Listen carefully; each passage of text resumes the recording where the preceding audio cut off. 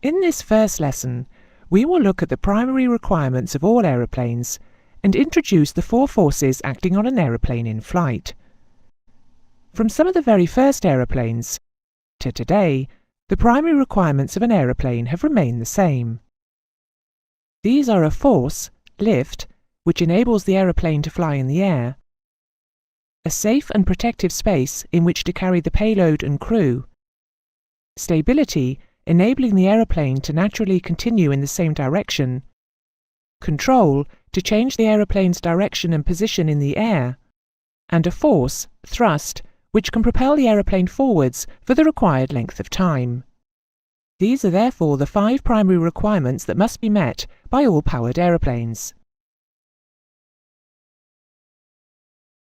To meet these basic requirements, all powered aeroplanes have the same primary components. These components are the wings, which generate lift, enabling the aeroplane to fly and remain in the air, the fuselage, which safely carries the payload and crew, tail surfaces, which are designed to give the aeroplane stability, ensuring that the aeroplane naturally flies in a constant direction, control surfaces, to change the direction of the aeroplane's flight and, when required, its position in the air, and engines to produce thrust, propelling the aeroplane forwards for the required duration of the flight. The 5 primary requirements of an aeroplane are therefore met by these 5 primary components: the wings, fuselage, tail surfaces, control surfaces, and engines.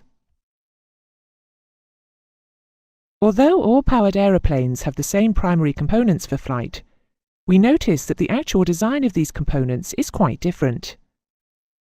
Looking at one component, the wings, they may be mounted at the top of the fuselage, or close to the middle or towards the bottom of the fuselage.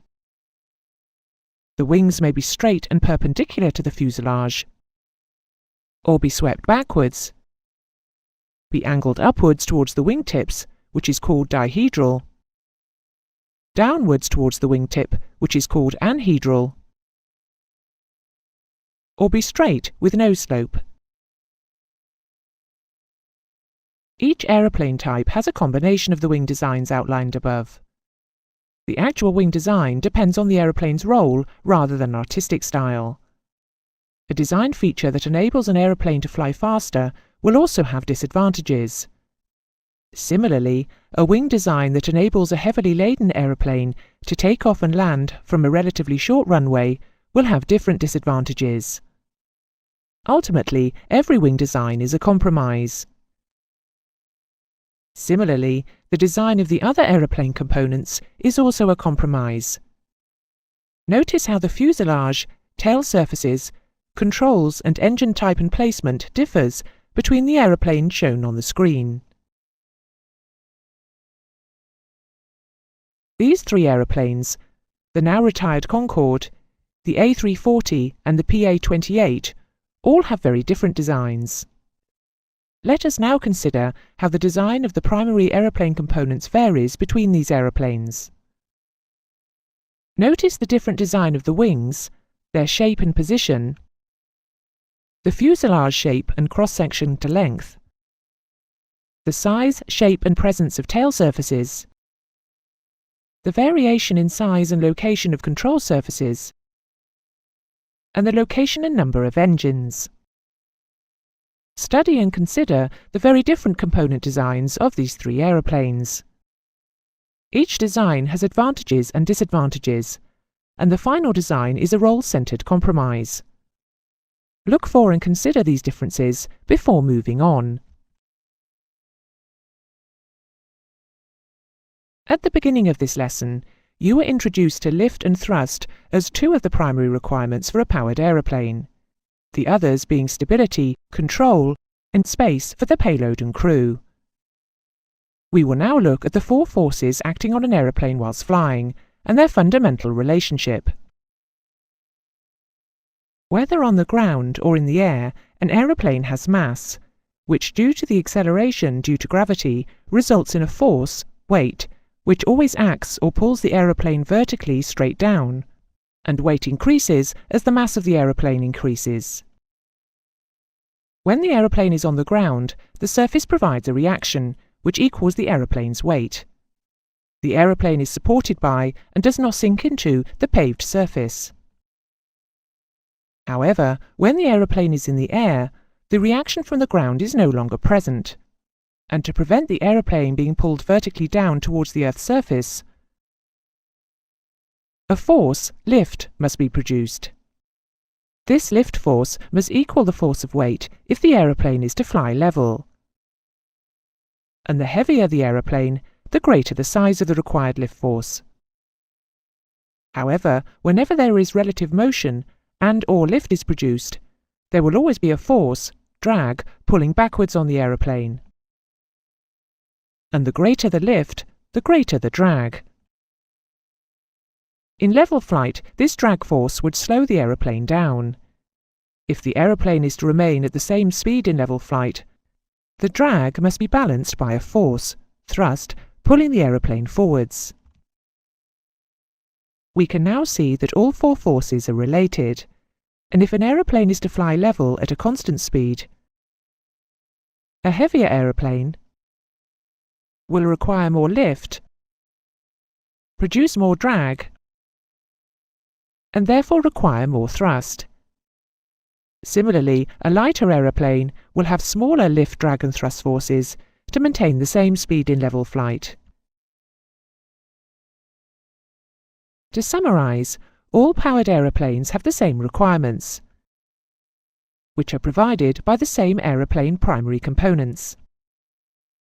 But the design of these components varies between aeroplane types. It is the role, and therefore the requirements of the aeroplane, that determine the design of these components, and that design will always be a compromise.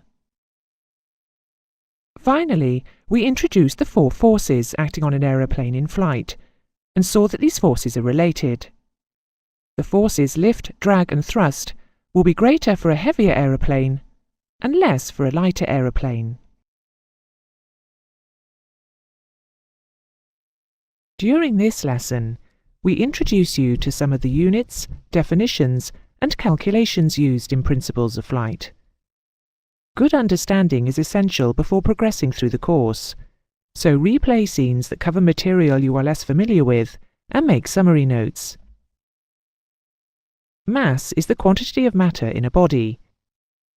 In aviation, the term body could mean a volume of liquid, such as fuel, or gas, such as air, or a solid object, such as an aeroplane.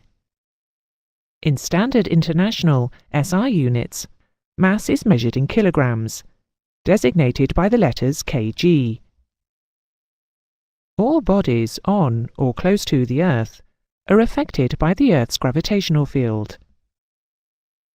All objects with mass, be they aeroplanes or air molecules, are attracted towards the Earth. The Earth's gravity vector points towards the centre of the Earth, which is locally straight down. Although gravity reduces very slightly as altitude increases, for practical purposes this is ignored. The gravity constant is 9.81 meters per second squared. The examining body uses a gravity constant of 10 meters per second squared, and this will be stated in the question. Weight is the force that a mass exerts when it is in the gravitational field. Weight acts parallel to the gravity vector and is locally taken to act straight down. The SI unit for weight is the Newton, designated by the symbol N. Weight can be calculated by multiplying the body's mass by the acceleration due to gravity, which is 10 meters per second squared. This means that a mass of 1 kilogram has a weight of 10 newtons on Earth, and a 60,000 kilogram aeroplane has a weight of over 500,000 newtons. The force of weight is taken to act from a single point within the body, which is called the centre of gravity. An aircraft's weight acts from its centre of gravity. For an aeroplane to maintain stable flight and have sufficient control, the aeroplane's centre of gravity must be within a safe narrow range. In flight, an aeroplane rotates about its centre of gravity. This means that the aeroplane always rolls around its centre of gravity. When the aeroplane's nose moves up or down, it is pitching around the centre of gravity. And when the aeroplane's nose moves left or right, it is yawing around the centre of gravity. We will now look at the unit of distance used in Principles of Flight. The SI unit for distance is the metre, designated by the letter M. But aviation mixes the metric units with the older imperial units of the foot, statute mile, and the nautical mile. You must memorise that there are 6,080 feet in 1 nautical mile, 5,280 feet in 1 statute mile, and 3.28 feet in 1 metre, together with the other probably more familiar conversions shown. Due to the constant mix between SI and other distance units, a pilot must have the ability to convert between these units quickly and accurately. Using the given conversions and your calculator, answer these questions.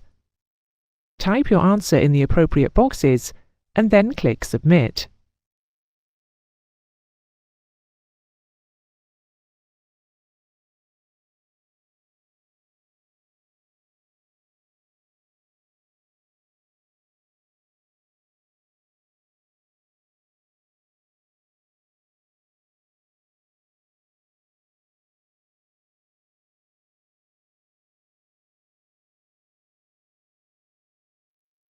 Look at and check your workings. If unsure, repeat this section before continuing.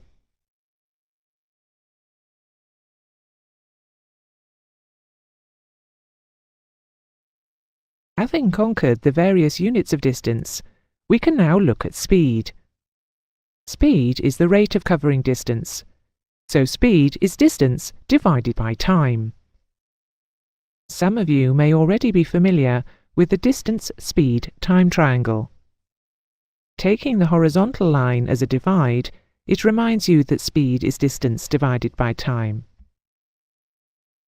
The SI unit of speed is meters per second, which is used in aviation in some countries. In the UK and many other countries, horizontal speed is measured in knots, which is nautical miles per hour, and vertical speed in feet per minute. In aviation, it is important to be able to convert between these speeds roughly in your head. 2 knots is roughly 1 metre per second. This means, to find the approximate speed in metres per second, you halve the number in knots. For example, an aeroplane flying at 300 knots true airspeed is therefore flying at approximately 150 metres per second. Conversely, 1 metre per second is roughly 2 knots. So, if you were given a wind speed in metres per second, you would double it to get an approximate wind speed in knots. So, for example, a wind of 10 metres per second is approximately 20 knots. A force is a push or a pull in a defined direction, and is measured in newtons. In the first lesson, we introduced the forces acting on an aeroplane, which were lift, weight, drag, and thrust. A force can cause a mass to accelerate, and these 3 terms are related by the equation F equals ma. A force is said to do work when it moves an object a distance. The amount of work done depends on the size of the applied force and the distance it moves the object. The unit of work is the joule. Calculate the work done in this question, type in your answer, and click on the Submit box.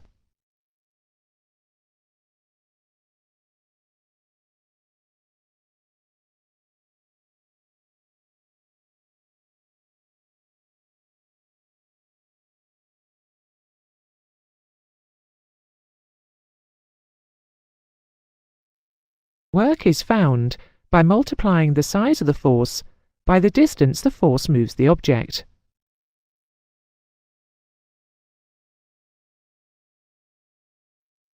However, no work is done when a force does not move an object.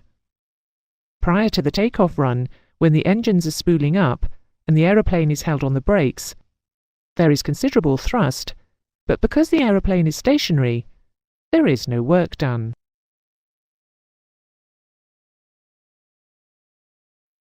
Power is the rate of doing work, and is therefore expressed in an equation as power equals work divided by time.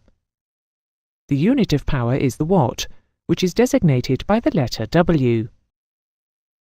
Returning to our previous example of an aeroplane on a runway with 150,000 newtons of thrust, calculate the power to cover 50 meters in 5 seconds. Type your answer in the box and click to submit.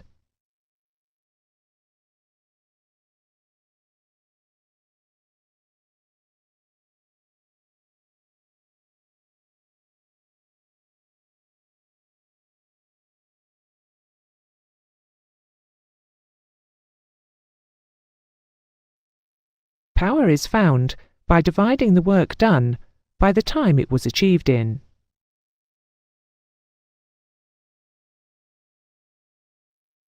Because power is the rate of doing work, if no distance is covered, there is no power.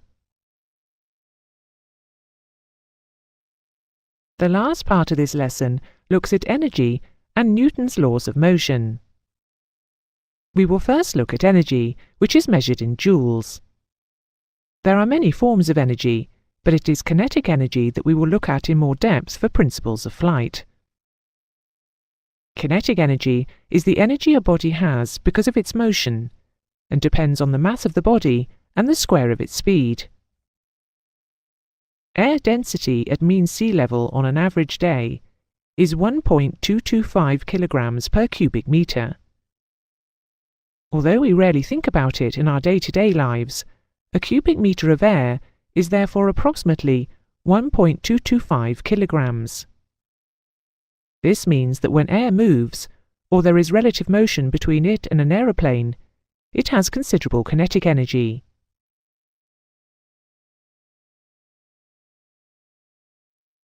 The kinetic energy is found by squaring the air's speed in meters per second by the mass of the cube of air, and then halving it. Therefore, a cube of air travelling at 30 knots, which is 15.45 meters per second, has 146 joules of energy. Now let's consider the relative motion between still air and a flying aeroplane. Relative to an aeroplane flying at 100 knots, which is 51.5 meters per second, a cubic meter of air has 1,625 joules of kinetic energy. However, because kinetic energy varies with speed squared, at 200 knots, which is 103 meters per second, the same cubic meter of air would have 6,498 joules of kinetic energy. Notice that when the speed doubles, there is 4 times the kinetic energy.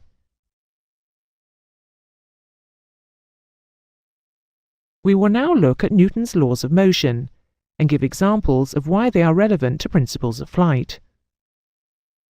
The first law is that a body will remain at rest or in uniform motion in a straight line, unless acted on by an external force. It is highly relevant when looking at an aeroplane in steady straight flight, because to fly in a straight line at the same speed, the opposing forces must be equal. Newton's first law helps us to recognize that an aeroplane has inertia. When stationary, it resists moving, and once moving, resists stopping, moving faster, or changing direction. The magnitude of this inertia depends on the body's mass, with a heavier object having more inertia. A heavier body is therefore harder to start or stop moving.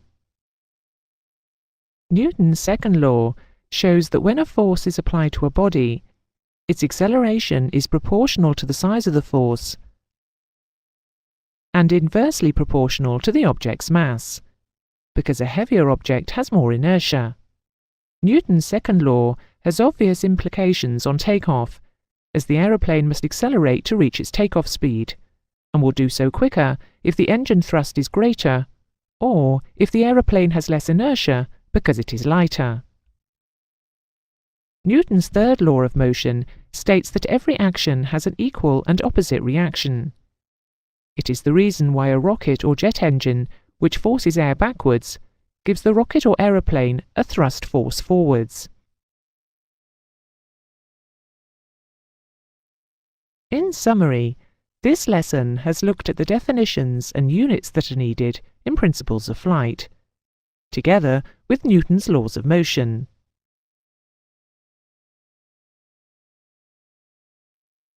Look again at the distance and speed conversions. There are 5,280 feet in a statute mile and 6,080 feet in 1 nautical mile. As an approximation, halve the knots to find meters per second. You were then introduced to Newton's 3 laws of motion. Finally, to revise the calculations that you have met in this lesson, complete the following questions, entering your answers in the appropriate boxes, and then click Submit.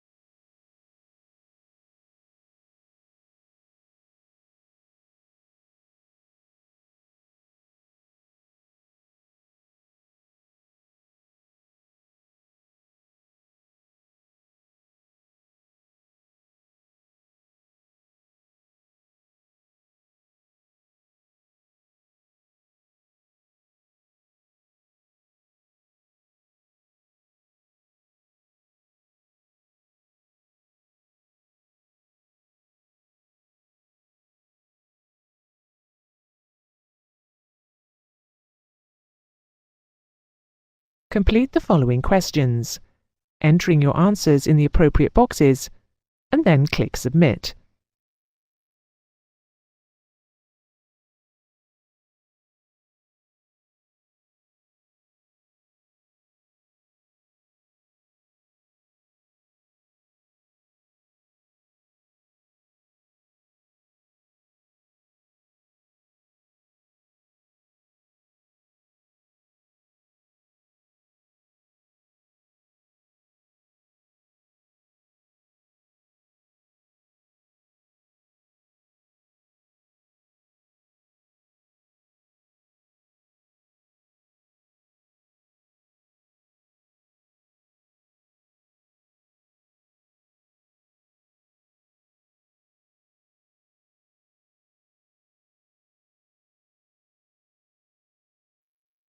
Check your workings and ensure that you are happy with the calculations. If you found any sections of this lesson difficult, go back and review them before ending the lesson.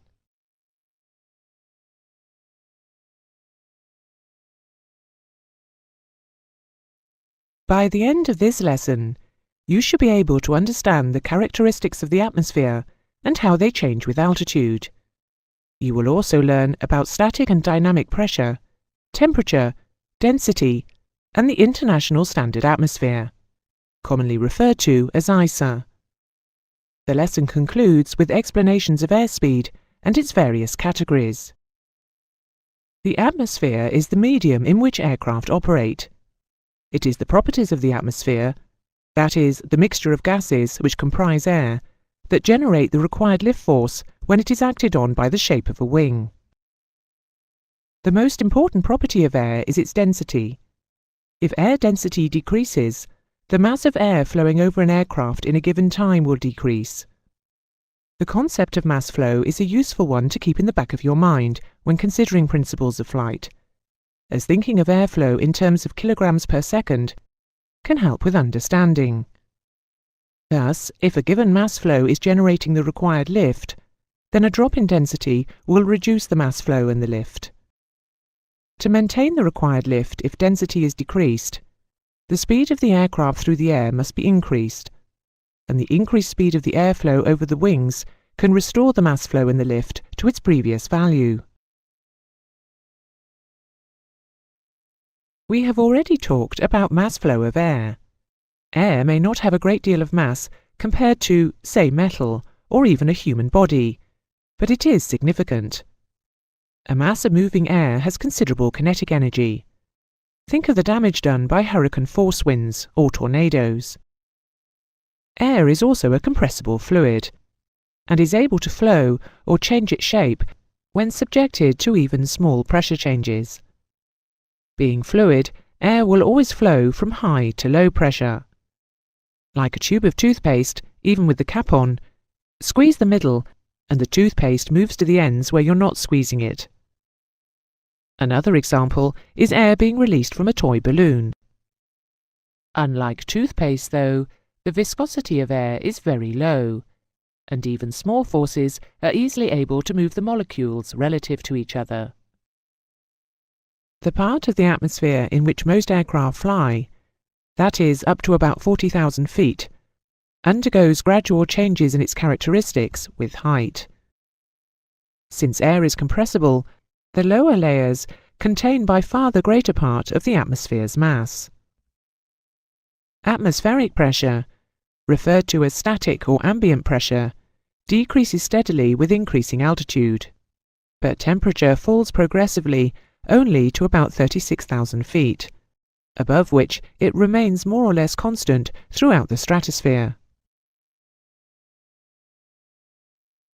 Static pressure is the pressure exerted by the air of the atmosphere on any object anywhere in the atmosphere, and can act in any direction. Static pressure is measured in newtons per square metre, and for these lessons is given the symbol lowercase p. Key points about static pressure are that static pressure is the result of the weight of the atmosphere pressing down on the air beneath. Static pressure will exert the same force per square metre on all surfaces of an aeroplane. The lower the altitude, the greater the force per square metre. It is called static pressure because of the air's stationary or static presence. An aircraft always has static pressure acting on it. Newtons per square metre is the SI, for Système International, unit of pressure. 1 Newton per square metre is called a Pascal, but since this is rather a small unit, the hectopascal is used in aviation and meteorology. Hecto is from the Greek for 100, and 1 hectopascal equals 1 millibar. Static pressure at any particular altitude will vary from day to day, and averages about 1,000 hectopascals at sea level. In some countries, notably the USA and Canada, pressure and altimeter settings are given in inches of mercury, and the equivalent sea level pressure is 30 inches. The unit for temperature is the degree Celsius if measured relative to the freezing point of water, or temperature Kelvin if measured relative to absolute zero, which equates to minus 273 degrees Celsius. 0 degrees Celsius, or centigrade, is thus equivalent to 273 Kelvin. On some older aircraft, some instrumentation may be calibrated in degrees Fahrenheit, a scale in which freezing point is 32 degrees and boiling point 212 degrees. The unit of density is kilograms per cubic meter, and the symbol used for density is the Greek letter rho. Density can be defined as mass per unit volume, or you could think of it as the number of air particles in a given space. Density varies with static pressure, temperature, and humidity. Density decreases if static pressure decreases, if temperature increases, and if humidity increases. This last factor will be considered later. The first two factors can be otherwise expressed in accordance with the ideal gas law, that density is proportional to pressure and inversely proportional to temperature. The formula states that pressure over temperature times density is a constant, or, to rearrange it, density is proportional to pressure over temperature. Density decreases with increasing height because of diminishing static pressure. The drop in temperature with height will tend to increase density, but the pressure-related decrease is dominant.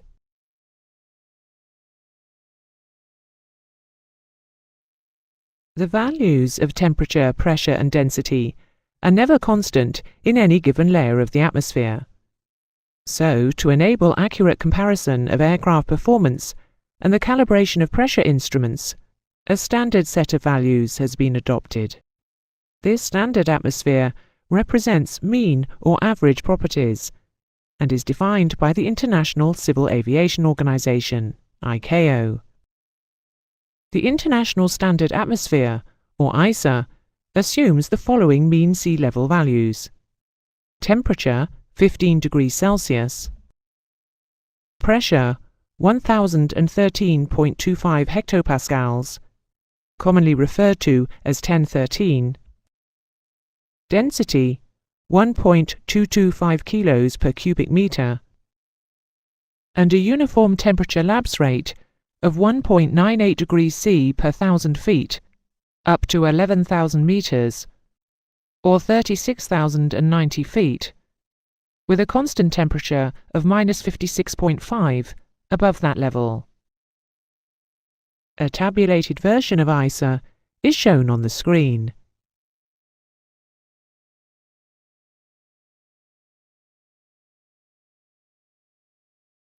As we have established, air has mass, and since it has mass, it will possess kinetic energy when in motion.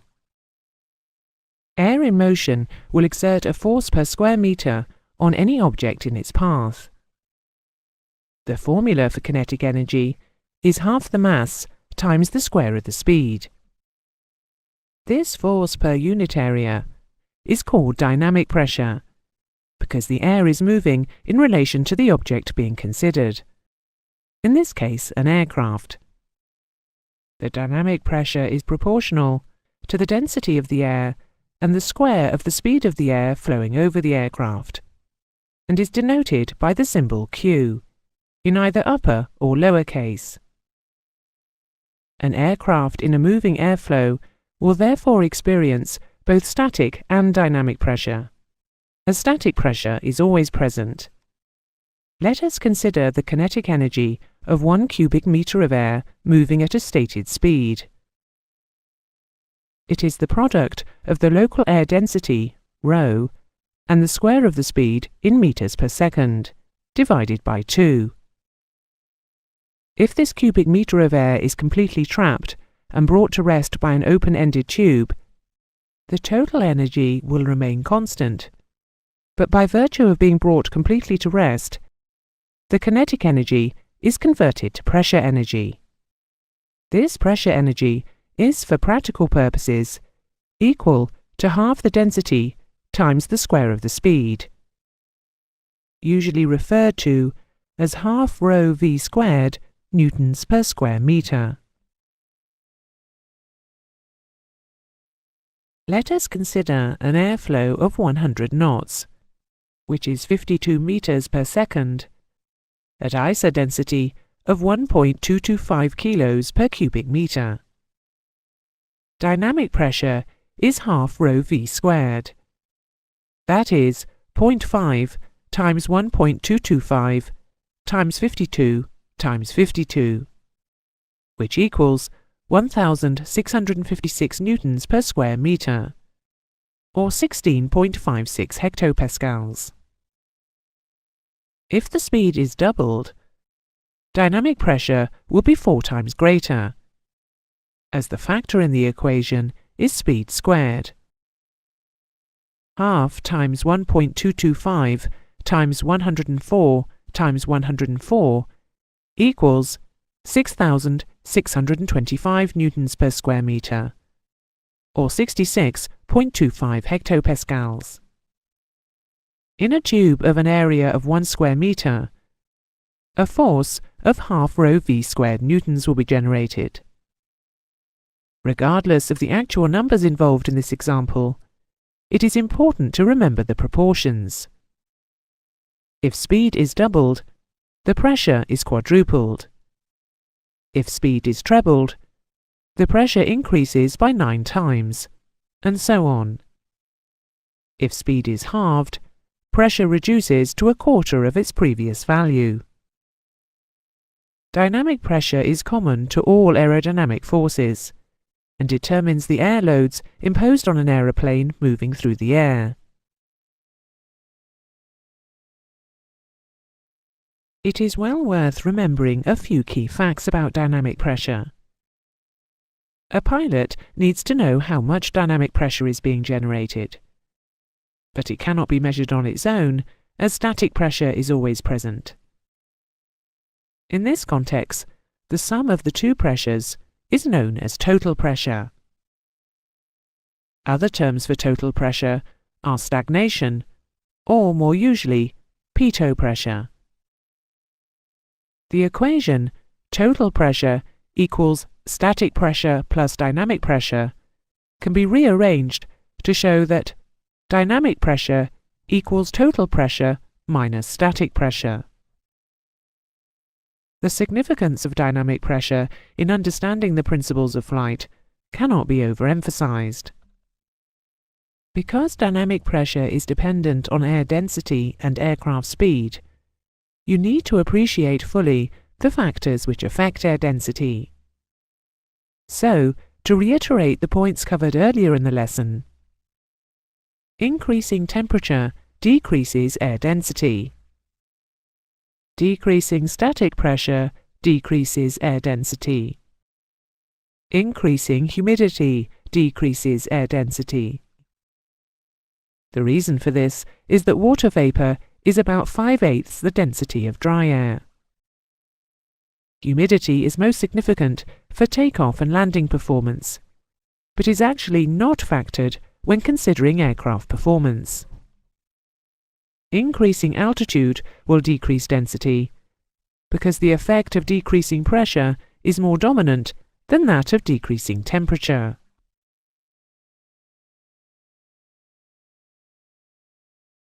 All aerodynamic forces acting on an aircraft are determined by dynamic pressure, so it is essential to have a way of measuring it and presenting the information to the pilot in the required manner. A sealed tube, open at the forward end, is located to face into the airflow created when the aircraft is moving. The pressure in the tube, which is known as the pitot tube after its inventor, 18th century French hydraulic engineer Henri Pitot, is dynamic plus static, and in this context is called pitot pressure. A way of subtracting the static pressure from the total has to be found, and this is achieved by way of one or more vents located on a surface parallel to the airflow, usually on the fuselage, which will sense static pressure. If you look at the diagram on the screen, you will see that pressure from the pitot tube is fed to one side of a diaphragm inside a sealed case, and static pressure to the other. The two static pressures, essentially the same pressure, cancel each other out, and the diaphragm will sense only dynamic pressure.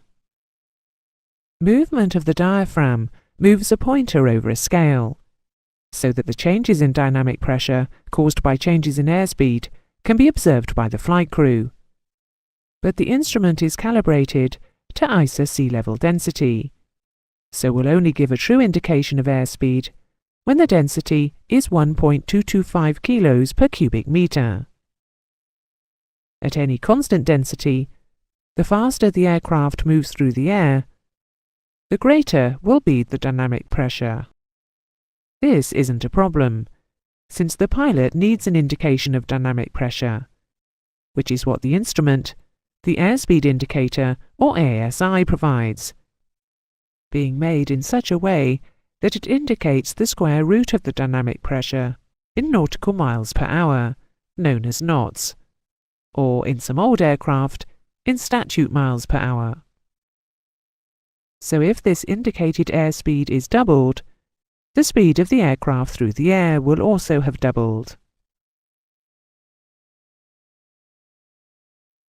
There are, perhaps rather confusingly until you are familiar with them, several different categories of airspeed. The simplest is the indicated airspeed, IAS, which, as its name implies, is the airspeed shown on the ASI. Calibrated airspeed is an accurate measurement of the dynamic pressure of significance when the aircraft is flying slowly. The position of the pitot tube and static vents, and the aircraft's undercarriage and flap position, or configuration and attitude, will all affect the pressures that are sensed, particularly those at the static vents. Under these conditions, a false dynamic pressure will be sensed, resulting in a false IAS display. When IAS is corrected for this error, which is known as position or pressure error, the resultant speed is calibrated airspeed, CAS. The error may be placarded in the cockpit or in the flight manual, and will include known instrument error. Equivalent airspeed, or EAS, is the corrected airspeed achieved by allowing for the compressibility of air at high speed, usually only significant above 300 knots. Air is compressed in the pitot tube, giving a false, higher IAS. At a given density, the amount of compression depends on the speed of the aircraft. EAS allows for both position and compressibility errors. True airspeed is the actual speed of the aircraft through the air, and is the only real speed of those considered so far, all the others being dynamic pressures. The ASI is merely a pressure gauge calibrated to read as speed.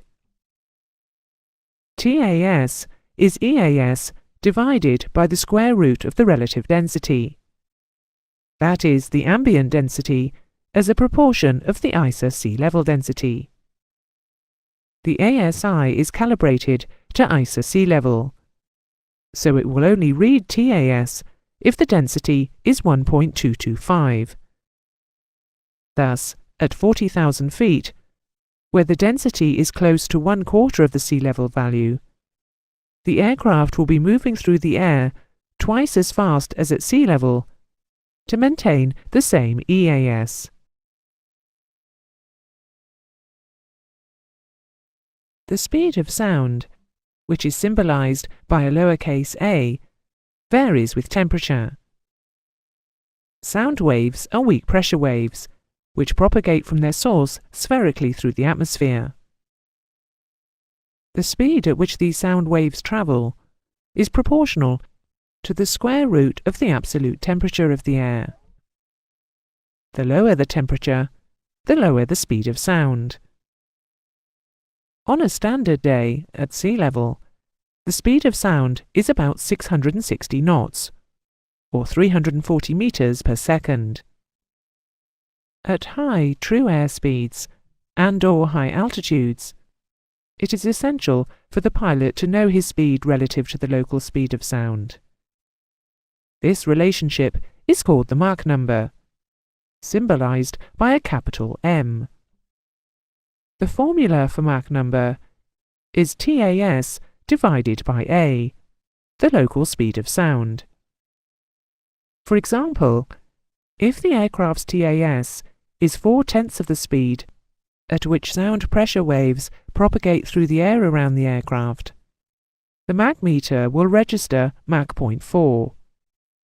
How the Mach meter works is covered in the instruments syllabus. If an aircraft's speed approaches the speed of sound, there will be a Mach number at which the speed of the airflow over some parts of the airframe, usually the point of maximum thickness of the aerofoil, first reaches the speed of sound. This Mach number is called the critical Mach number, or M-crit.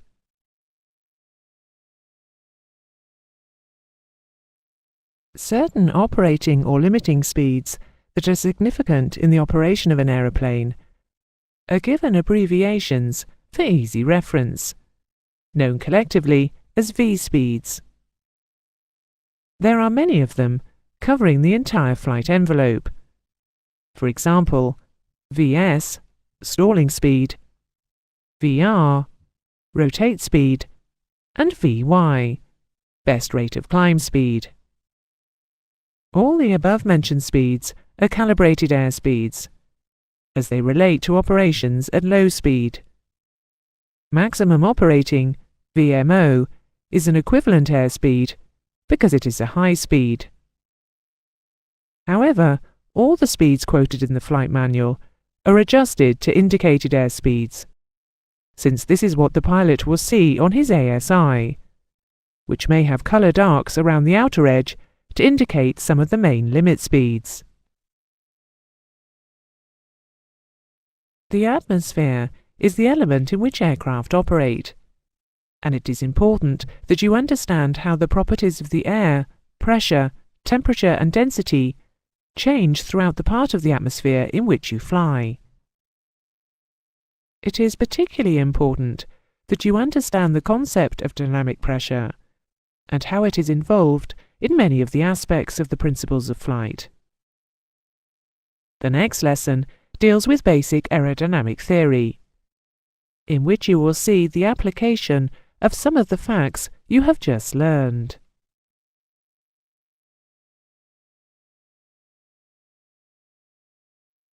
This lesson will examine the basic laws and principles of physics which govern aerodynamics. One of these fundamental laws is that energy and mass can be neither created nor destroyed, but only changed from one form to another. This is the basis of the principle of continuity, and to demonstrate its effect on aerodynamic theory, we will consider a stream of air flowing through a tube which has a reduced cross-sectional area in the middle. The air's mass flow, or mass per unit time, will be the product of the cross-sectional area of the tube, A, the velocity, v, and the air density, ρ. The mass flow will remain constant at all points along the tube. The equation of continuity is A times v times ρ equals constant. Because air is a compressible fluid, any pressure change in the flow will affect the air density. However, at low subsonic speeds, less than Mach 0.4, density changes are insignificant and can be disregarded. The equation of continuity can now be simplified to A times v equals constant, or, when we rearrange it, velocity equals constant divided by area. Because the mass flow must remain constant, it can be seen from the equation of continuity that the reduction in the tube's cross-sectional area results in an increase in velocity, and vice versa. The equation of continuity enables the velocity changes of airflow around a given shape to be predicted mathematically for speeds below Mach 0.4, which is around 260 knots at sea level.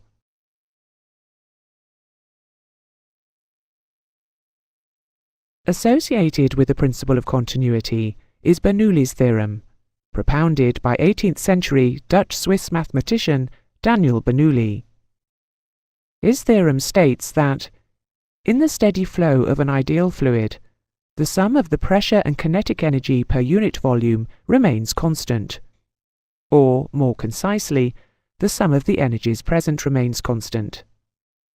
In this context, an ideal fluid is both incompressible and has no viscosity.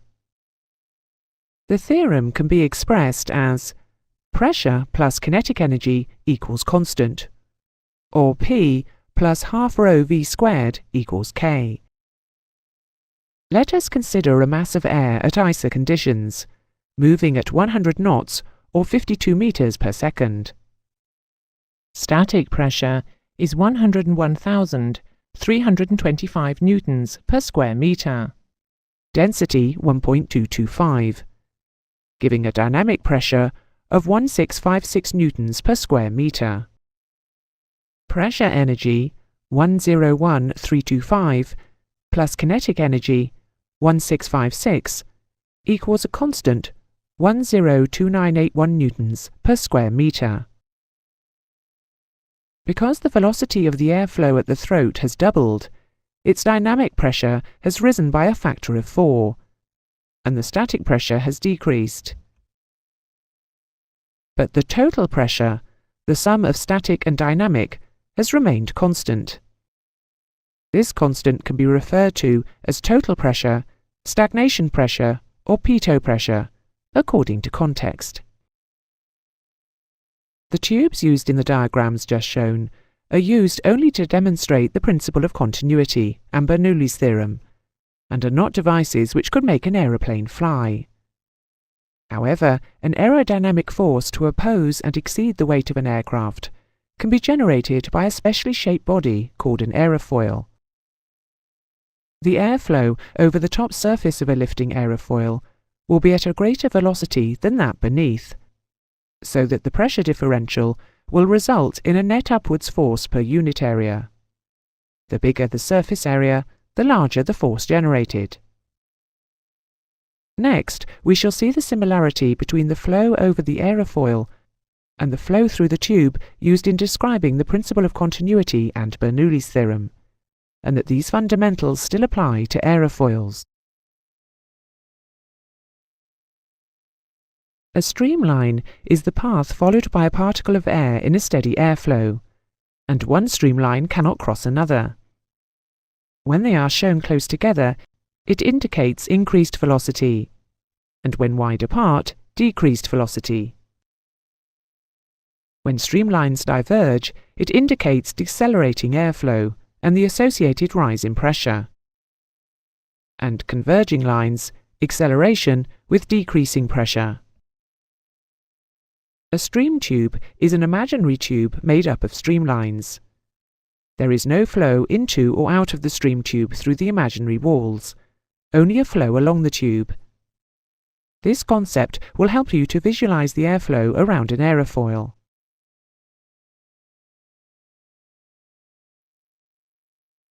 To grasp the basic principles of aerodynamics, you will need to understand the principle of continuity and Bernoulli's theorem.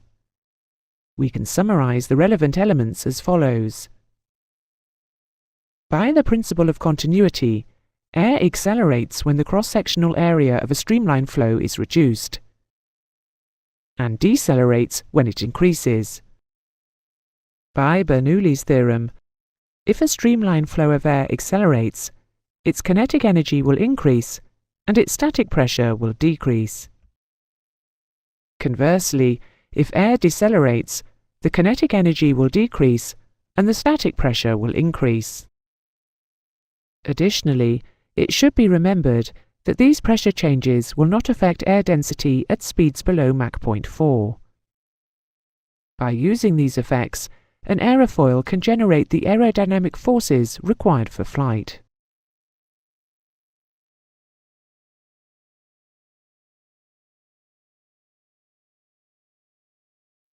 Following on from basic aerodynamic theory, this lesson on subsonic airflow will cover the principal definitions and terminology concerning aerofoils and the airflow around them, and how changes in airflow affect the resultant forces. The aerofoil can be defined as a shape capable of producing lift with relatively high efficiency.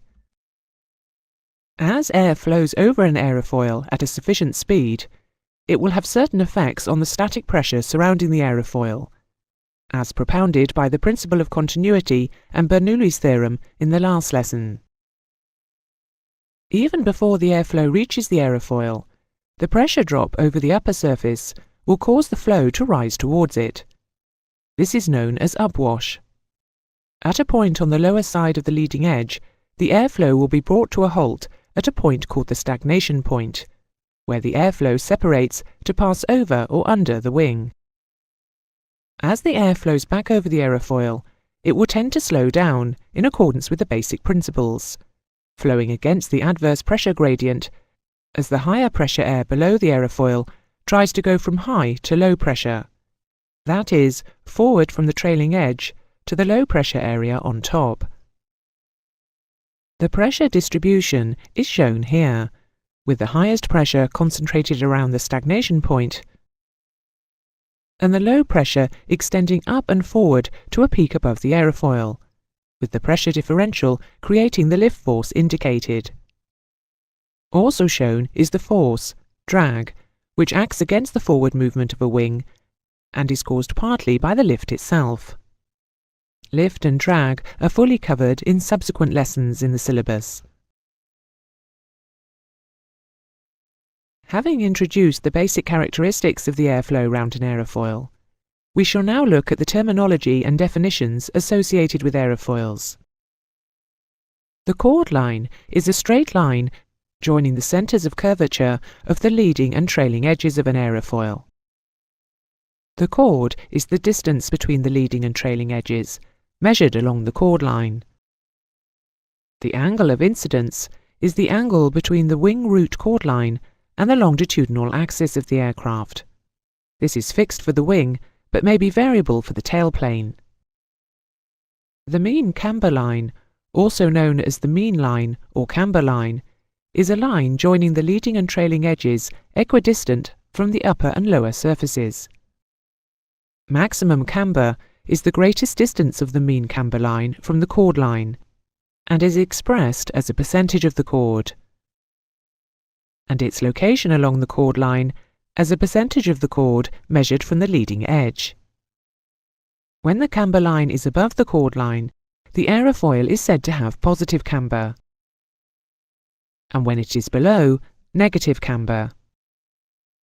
A symmetrical aerofoil has no camber, as chord and camber lines are coincident.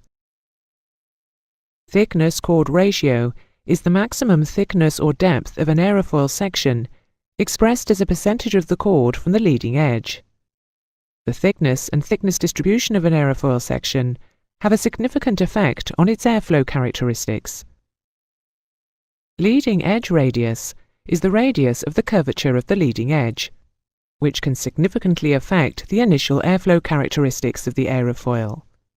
Basically, the smaller the radius, the sharper the leading edge. Relative airflow, or relative wind, or free stream flow, is the direction of the airflow produced by the movement of the aircraft through the air, and has three characteristics.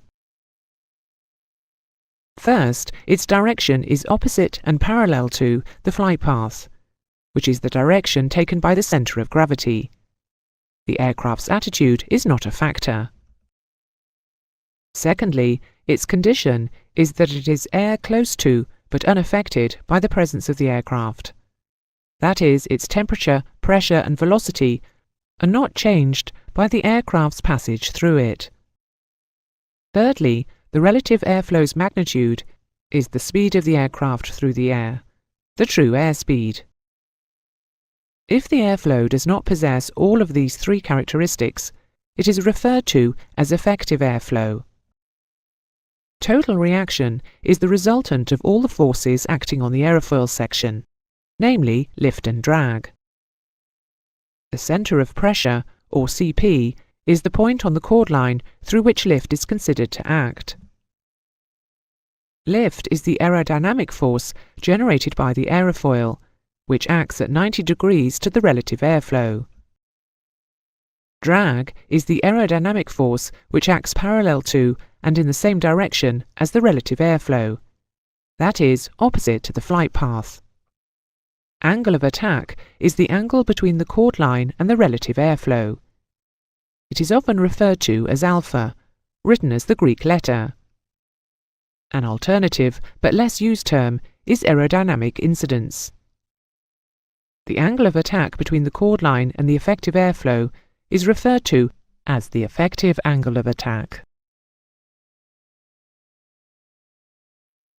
When we are considering airflow velocity, it makes no difference to the pressure pattern created by the flow over an aerofoil if the aircraft is moving through the air or the air is moving over the aircraft. It is the relative velocity which is the most important factor. For example, an aircraft flying level at 80 knots will produce about the same lift as it would stationary on the ground, facing into an 80-knot wind, depending on angle of attack.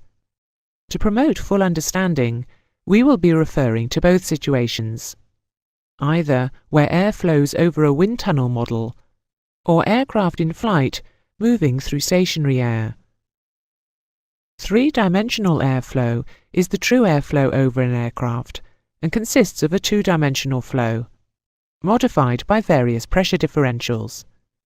This will be examined later in the syllabus. For now, we will consider two-dimensional airflow. Two-dimensional airflow assumes a wing with the same aerofoil section along its entire span, with no span-wise pressure differential or flow. This concept is used to illustrate the basic principles of the generation of aerodynamic force. As air flows towards an aerofoil, it will be turned upwards towards the lower pressure over the upper surface. This is termed upwash.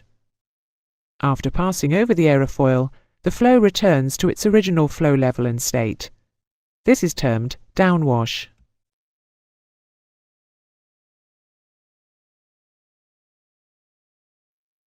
On the screen, you can see an aerofoil at a representative angle of attack, subject to a given dynamic pressure or IAS. The pressure distribution showing that if the static pressure on one side of a body is reduced more than on the other side, a pressure differential will exist. If the same angle of attack is maintained, and the IAS, and thus the dynamic pressure, is increased, the pressure differential will increase. The pressure differential acting on the surface area will produce an upward acting force. So, if dynamic pressure increases, the upwards force increases. At a constant dynamic pressure, increasing the angle of attack, or alpha, will also increase the pressure differential, but will also alter its distribution pattern.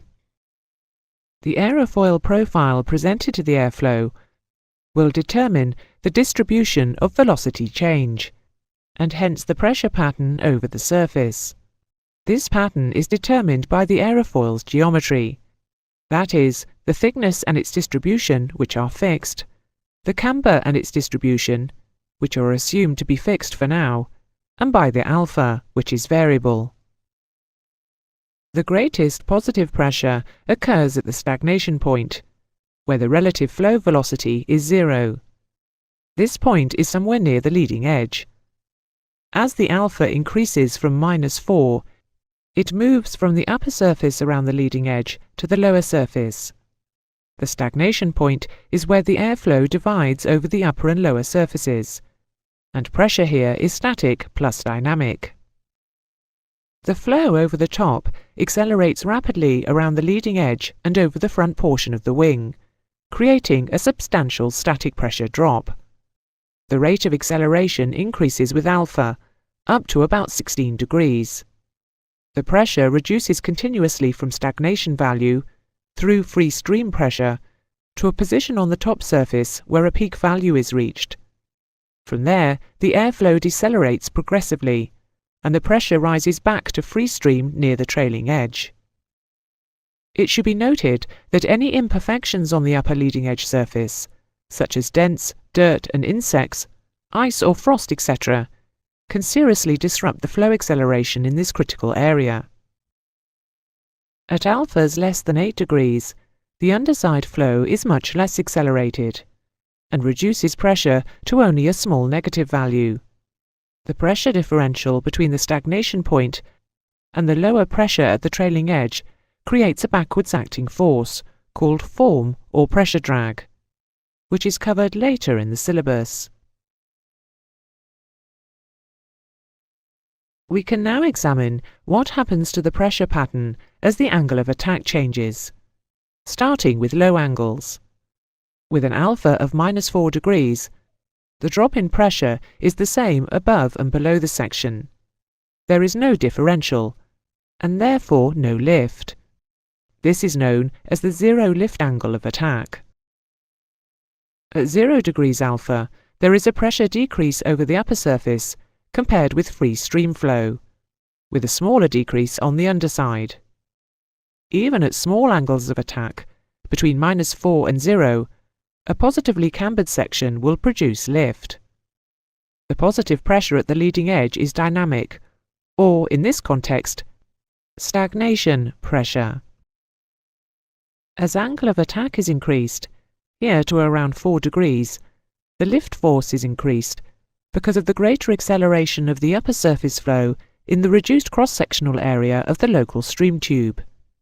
The low pressure peak moves forward as the angle of attack increases. At 8 degrees, the peak is higher and further forward, and nearly all the lift is from the upper surface. But the increased frontal area means that stagnation pressure is adding to the rearward force. At about 14 degrees, the low pressure peak is well forward, and the high pressure area under the wing is greater, adding to both lift and drag. The contribution to the rearwards force is due to the pressure gradient, which is a change in pressure over distance. The greater the pressure difference, the steeper the gradient. As air tries to flow from high to low pressure, a favourable gradient is one in which the pressure is falling in the direction of the airflow, and an adverse gradient is one in which it is rising in the flow direction, such as between the point of minimum pressure over the aerofoil and the trailing edge. The gradient increases with angle of attack. As the angle of attack reaches about 16 degrees, the adverse pressure gradient is such that the air is trying to flow forward from the trailing edge against the airflow, preventing the previously smooth streamline flow from following the surface of the aerofoil, and causing the low pressure area over the upper surface to collapse suddenly. Any pressure differential remaining is due to the pressure increase on the underside only. This condition is known as the stall, described fully in a later lesson. The whole surface of the aerofoil contributes to lift, but the point along the chord where the lift is effectively concentrated is termed the centre of pressure. The location of the centre of pressure, or CP, is a function of camber and lift coefficient, which depends partly on angle of attack. As the alpha increases from 0 to 16 degrees, the upper peak of low pressure, or suction, will move forward, taking the point of concentration of lift, the CP, with it. The magnitude of the lift force also increases with alpha, until the stall is reached, at which point the lift force decreases abruptly, and the CP moves back along the chord. Note that the CP is at its most forward point, where lift is at its maximum, just before the stall.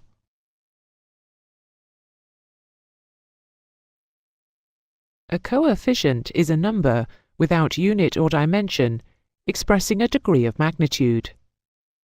An aerodynamic force coefficient is a common denominator for all aircraft, regardless of weight, size or speed, and is a ratio between the average aerodynamic pressure and the airstream dynamic pressure.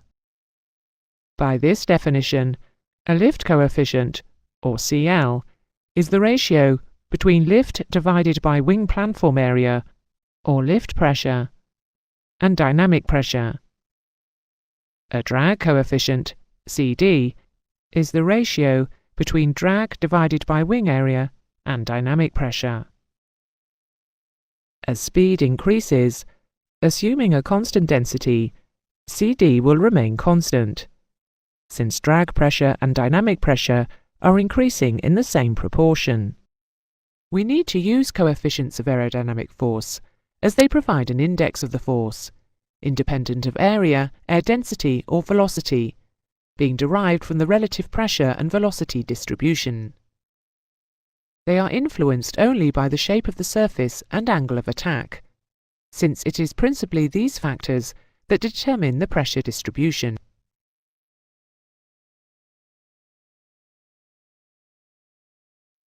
The last section of this lesson covers aerodynamic pitching moments. To refresh your memory, a moment is defined as the product of a force and the distance through which it acts. In the case in which we are considering the moment, it is purely a leverage, and no movement is involved. The distribution of pressure over a surface is the source of aerodynamic moments as well as forces. There are two ways of considering the effects of a changing angle of attack on the pitching moment of an aerofoil. Either by measuring the changes in magnitude of lift through a moving centre of pressure, or more simply, through a fixed aerodynamic centre. You know from the previous parts of this lesson that as the angle of attack increases, the CP moves forward and the magnitude of lift increases, and vice versa. This results in a changing force with a changing point of application.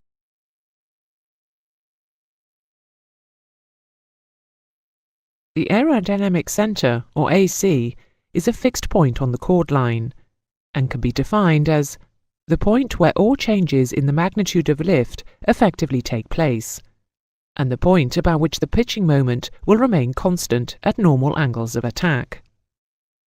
For subsonic airflows of less than Mach 0.4, the AC is located at the 25% chord point, regardless of camber, thickness or angle of attack.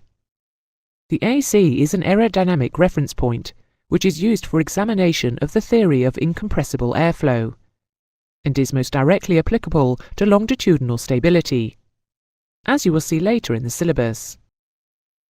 There is a nose-down pitching moment about the AC, which is a product of the lift force at the CP and the arm between the CP and the AC. Since an increase in alpha will not only increase the lift force, but also shorten the lever arm as the CP moves forward towards the AC, the moment about the AC remains the same at any angle of attack within the normal flight range. With a symmetrical aerofoil at 0 alpha, the upper and lower forces are equal and symmetrically distributed.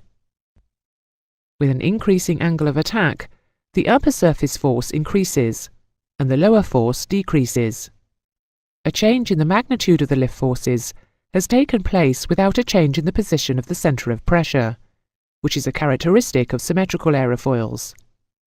Thus, the pitching moment about the aerodynamic centre will be 0 at normal angles of attack, which is one of the big advantages of such aerofoils. To summarise the significant points of this lesson, we can start with the main things affecting airflow pattern, and consequently lift and drag. It will depend on angle of attack, airflow cross-sectional area change, aerofoil shape, that is, thickness and camber, again, airflow cross-section, air density, air mass flow decreasing with greater altitude, and velocity, air mass flow, changing with TAS. The lift force is the result of the pressure differential between the upper and lower surfaces of an aerofoil. The greatest contribution comes from the top surface. Any contamination, particularly ice, or deformation of the upper leading edge surface can seriously disrupt the airflow acceleration, and hence the magnitude of the lift force. An increase in dynamic pressure with indicated airspeed will increase the lift force, and vice versa. An increase in angle of attack, alpha, will increase the lift force, and vice versa, over the normal flight range of 0 to 16 degrees. The centre of pressure of a cambered aerofoil moves forward as alpha increases, whereas the CP of a symmetrical aerofoil does not, within the normal range. Throughout the normal alpha range, the aerofoil's pitch-down moment about the aerodynamic center, or AC, will remain constant. The AC is at the quarter chord position for subsonic flow of less than Mach 0.4. The coefficient of lift is the ratio between lift per unit wing area and dynamic pressure. As alpha increases from -4 degrees, the leading edge stagnation point moves from the upper surface around the leading edge to the lower surface. The greatest positive pressure occurs at the leading edge stagnation point, where the relative flow velocity is 0. Form or pressure, drag, is the result of the pressure differential between the leading and trailing edges of the aerofoil. An increase in dynamic pressure, that is, indicated airspeed, will increase form drag, and vice versa. The coefficient of drag is the ratio between drag per unit wing area and dynamic pressure.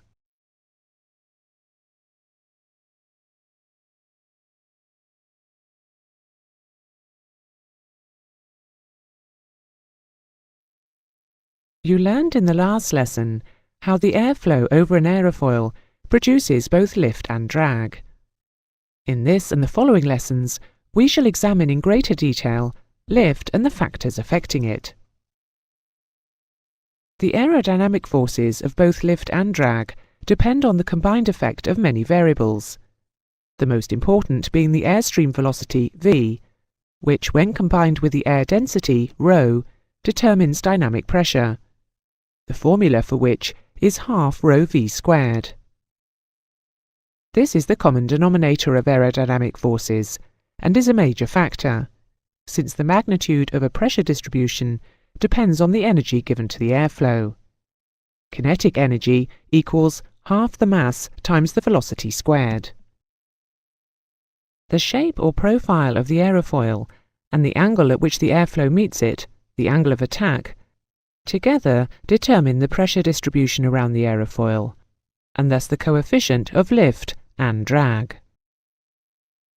The surface area, S, and its condition will also have a direct effect on the amount of lift produced. The larger the surface area for a given pressure differential, the greater the force generated. Compressibility, which only starts to become significant above 300 knots, will be covered in later lessons. Any aerodynamic force can thus be represented as a product of the three major factors, which are the dynamic pressure of the airflow, half ρv squared, or Q, the coefficient of force determined by the relative pressure distribution, that is, the coefficient of lift, Cl, or drag, Cd, and the surface area of the object. The relationship of these three factors is expressed in the equation F equals Q times Cf times S, where F is the aerodynamic force, either lift or drag, Q is the dynamic pressure, half ρv squared, Cf is the coefficient of aerodynamic force, and S is the surface area. Lift is defined as the net force generated normal to, or at right angles to, the relative airflow or flight path of the aircraft. The aerodynamic force of lift is the result of the pressure differential between the upper and lower surfaces of the wing, and for an aircraft to fly straight and level, lift must be constant and balance weight exactly. Several factors will affect the amount of lift generated. First, air density, denoted by the symbol ρ. Next, the aircraft's true airspeed, or TAS, enters the equation as v. The next factor is the coefficient of lift. The final factor is the wing area. Dynamic pressure depends on air density and TAS, and is related to the kinetic energy of the airflow. So the formula is based on half the density and the square of the TAS. Remember that for straight and level flight, lift must remain constant. It is important to remember this formula. L equals half rho v squared times CL times S. During this examination of the lift formula, we are taking it for clarity that the CL is determined by angle of attack, which is true, but CL is also affected by changes in wing shape or profile and some other factors, which are explained in a later lesson.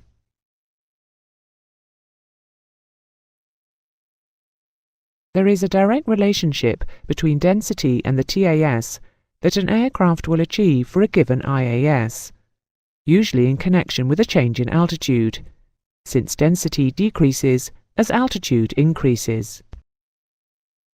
Considering the ICAO standard atmosphere, or ISA, in which the density at 40,000 feet is a quarter of that at mean sea level, we can see the changes in relationship that occur between TAS and IAS because of density change. To maintain constant lift as density decreases, any of the elements of the equation could be changed. But it is impractical to change wing area, and inefficient to change CL from the best lift-drag ratio at 4 degrees angle of attack. So since the dynamic pressure must be maintained, if one element drops, the density, the other, the TAS, must rise, in this case to twice the sea level value. Because of the square function of the TAS, doubling it would increase dynamic pressure by 4, compensating for the 4-fold drop in density.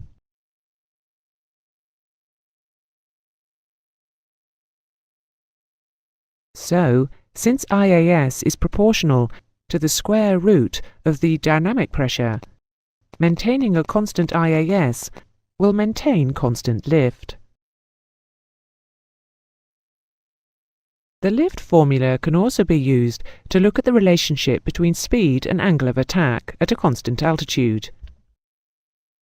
As before, if one element of the equation is increased, another must be reduced. As speed rises, the CL must be reduced to maintain the same total lift, normally by reducing the angle of attack. If indicated airspeed is doubled, here from 150 knots to 300, the TAS also doubles, increasing dynamic pressure by 4. If dynamic pressure is increasing by a factor of 4, then to maintain lift at a constant, the CL must be reduced by the same factor, in other words, to a quarter of its previous value, by reducing the angle of attack appropriately to keep the aircraft at a constant height. To make this principle easy to understand, we can say that TAS will change in proportion to IAS at a constant altitude. This is, however, not true of speeds above Mach 0.4.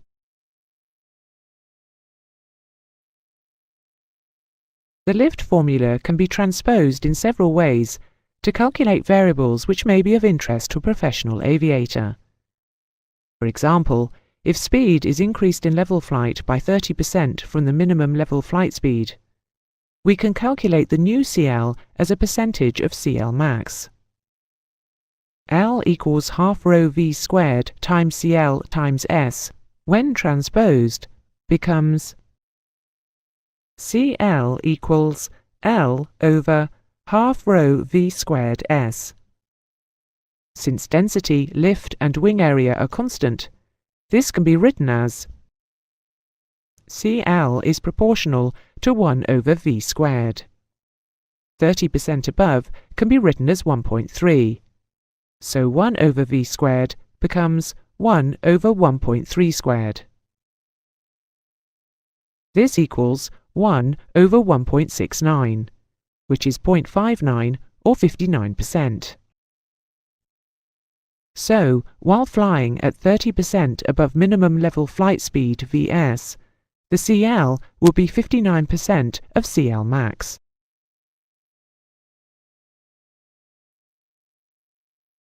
To review what has been covered so far on the subject of lift. Lift must balance weight in straight and level flight, so at any given time, both weight and lift required are constant. To maintain constant lift, If density varies with altitude, a constant IAS must be maintained. With a constant IAS, if altitude increases, density decreases and TAS increases, and vice versa. To maintain constant lift, if speed is changed at constant altitude or density, the angle of attack, or alpha, must be adjusted. If speed is increased, alpha must be decreased. If speed is doubled, alpha must decrease to make CL 1/4 of its previous value. If speed is decreased, alpha must be increased. If speed is halved, alpha must increase to make CL 4 times its previous value. Generally, a cruise speed is derived so that an aircraft operates at its optimum angle of attack, with maximum lift-drag ratio, typically around 4 degrees.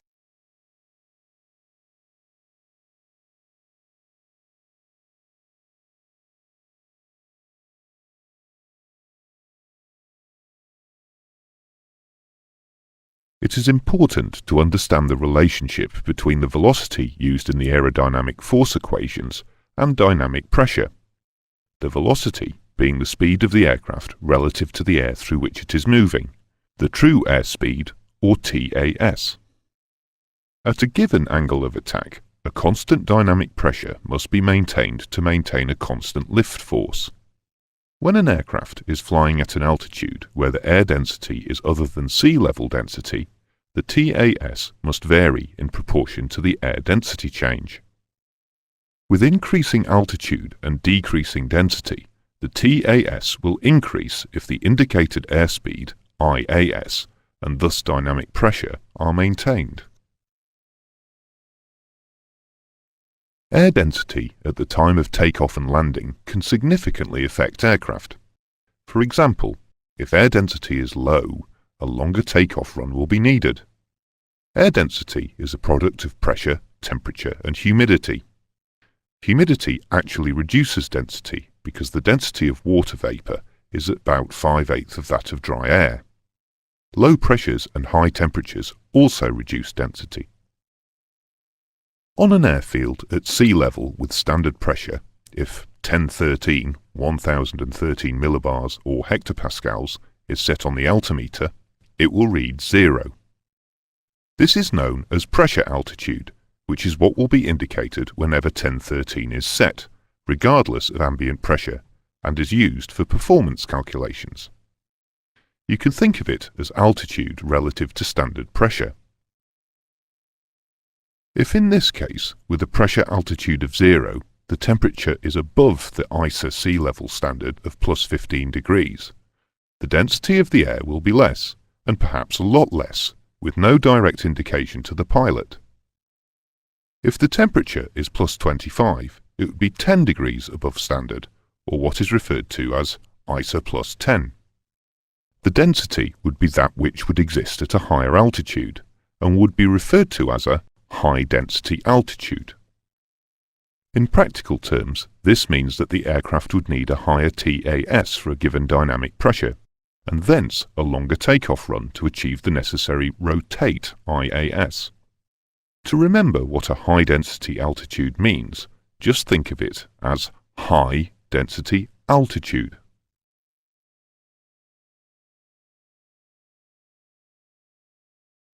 The lift curve is a convenient way to illustrate the properties of an aerofoil under various conditions and in various configurations. The curve plots coefficient of lift, CL, against angle of attack, alpha. You may deduce from looking carefully at this curve that it is for a symmetrical aerofoil, since it starts with 0 lift at the axis origin. The curve for a positively cambered aerofoil would actually have its 0 lift point to the left of the CL axis, since the 0 lift alpha for such an aerofoil is typically minus 4 degrees. The CL increases with angle of attack up to a maximum CL max, which corresponds to the critical angle of attack, above which lift decreases sharply, a phenomenon known as the stall, which will be covered in detail in a subsequent lesson. There are several important facts that become evident from study of the lift curve in association with the lift equation. To maintain a constant lift force, any change in dynamic pressure must be accompanied by an adjustment in angle of attack. For a constant lift force, each dynamic pressure requires a specific angle of attack. Minimum dynamic pressure is determined by CL max, which occurs at a specific angle of attack, the critical angle, which is between 14 and 16 degrees, depending on the aerofoil. The angle of attack for CL max is a constant for a given configuration. If more lift is required because of greater weight, a greater dynamic pressure, that is, more speed, is required at a given angle of attack. The greater the weight, the higher is the minimum dynamic pressure or speed required for level flight. The lift formula can be used to obtain data which can then be used to apply to the lift curve. But this can only properly be done if the specific values to be used are converted to SI units. To calculate speeds, we need to rearrange the lift formula to read velocity equals the square root of lift over half rho times CL times S. If the aircraft's mass is 60,000 kilograms, we need to multiply that by the force of gravity, 9.81 meters per second squared, to achieve a weight, which will be the same as the lift balancing it. The result is 588,600 newtons. If we convert the other elements, assuming ISA sea level density of 1.225 and a wing area of 105 square meters, using the CL max of 1.532, we now have the equation looking like this. When the calculation is done, the answer comes out as 77.3 meters per second. We need this speed in knots, so we multiply it by 3.28, which is feet per meter, giving 253.5 feet per second. To convert this to knots, we need to make it into feet per hour, which is 912,600, and then divide by the number of feet per nautical mile, 6,080. Giving the final answer 150 knots. The same result can be arrived at rather more simply by dividing meters per second by 0.514 to get knots, but we include the steps to show you the logic. Thus, it can be seen that the angle of attack at CL max corresponds to a speed of 150 knots. This method can be used to ascertain the speed that applies to any CL or angle of attack, with a reduction of CL and angle of attack giving a higher speed. Aerofoils of differing sections and thicknesses will produce different lift curves. A symmetrical section of 12% thickness will give a curve that starts from 0 on both axes. In comparison, the curve for a symmetrical aerofoil of 6% thickness shows that it will produce less lift at any given angle of attack, and reach its CL max at a lower angle of attack and at a much lower value than the 12% section, which has a CL max some 70% greater. If the 12% section were to be cambered, its curve would move up and to the left.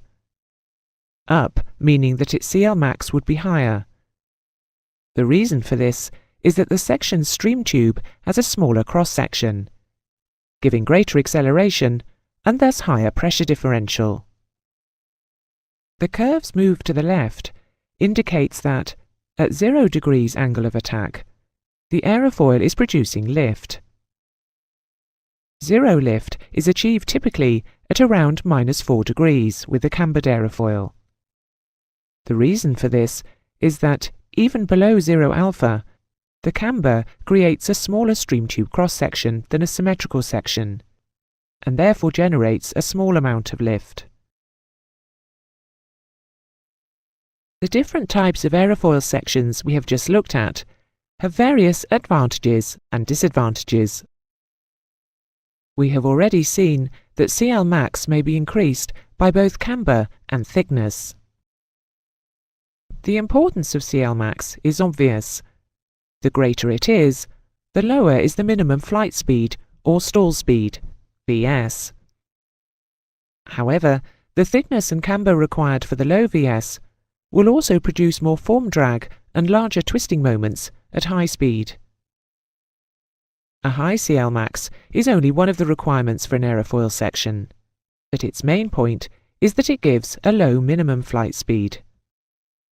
With the low VS comes the penalty of a low efficient cruise speed, because of the excessive drag generated. It is thus better to use an aerofoil that is efficient at a high cruise speed, with the ability to increase camber temporarily when it is necessary to fly slowly, such as on the approach. This can be achieved by the use of hinge sections of the wing trailing and leading edges, collectively known as flaps. The lift curve can be used to gain useful information about an aerofoil's characteristics, and, when used in conjunction with the lift formula, can give further useful data. The lift curve will be seen again soon in the lift lesson, but in combination with its counterpart, drag curve. As you will see, drag is inseparable from lift.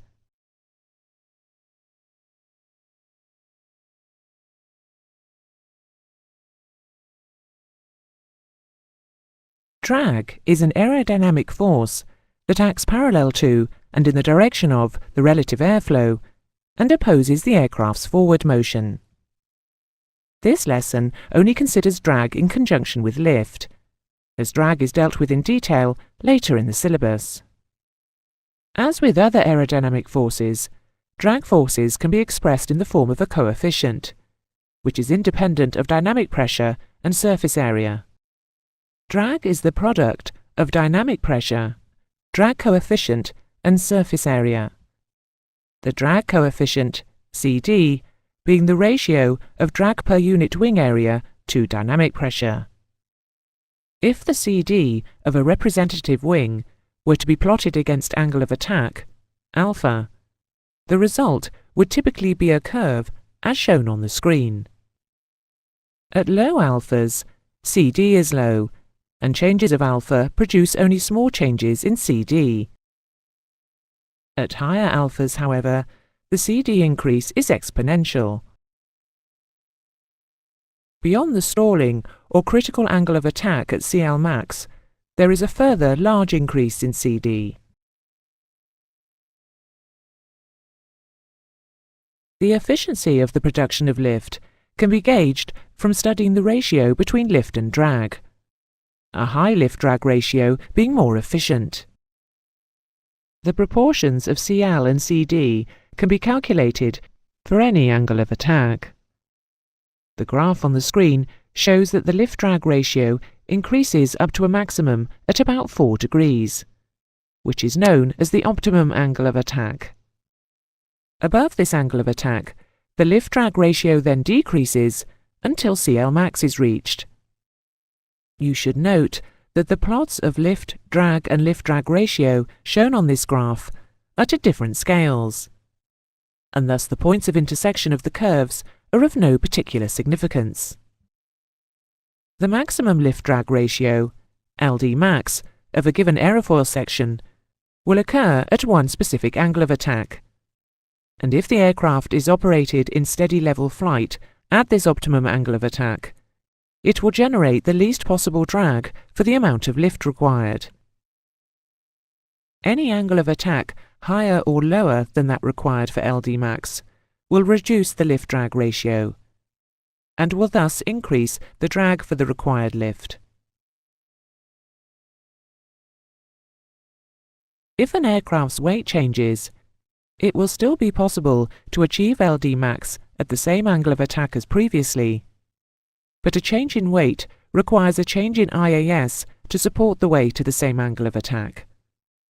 The lower the weight, the lower the IAS required to stay at the LD max angle of attack, and vice versa.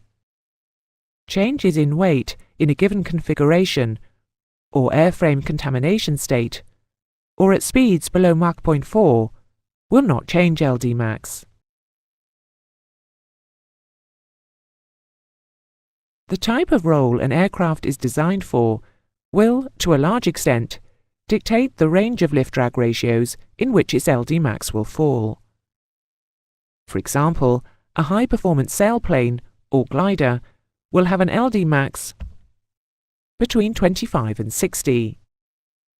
For an airliner, it will be from 12 to 20, and for a single piston trainer, from 10 to 15. To sum up the main points about lift-drag ratio, it will be at its maximum at one specific angle of attack, known as the optimum angle of attack. This is typically about 4 degrees. Flight at any other angle of attack will give a lower lift-drag ratio, with more drag for the lift required. Changes in weight in a given configuration or airframe contamination state, or at speeds below Mach 0.4, will not change LD max.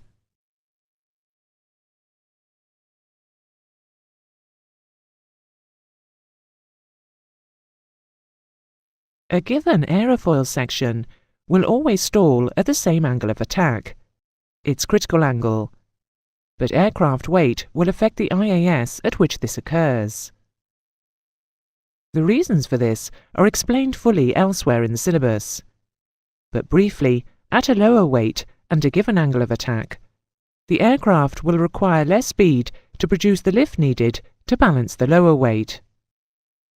It's worth remembering then that the heavier the aircraft is, the higher will be its stalling speed, and that large modern jet transport aircraft may be carrying around half of their gross takeoff weight as fuel. Stalling speed will thus vary over a long flight, being considerably higher at takeoff than at landing. Surface irregularities, especially near the leading edge, have a considerable effect on the characteristics of aerofoil sections. CL max in particular is sensitive to leading edge roughness. The revised lift curve on the screen shows the effect of a rough leading edge compared to a smooth surface. CL max will decrease progressively with increasing roughness, because of the reduced acceleration of air over the rough section, and the consequent drop in the pressure differential. Roughness further aft of about 20% chord will have little effect on CL max or the lift curve slope. Frost, snow and even rainwater can significantly increase roughness. Dirt or slush picked up from contaminated parking areas, taxiways and runways will also have a serious effect.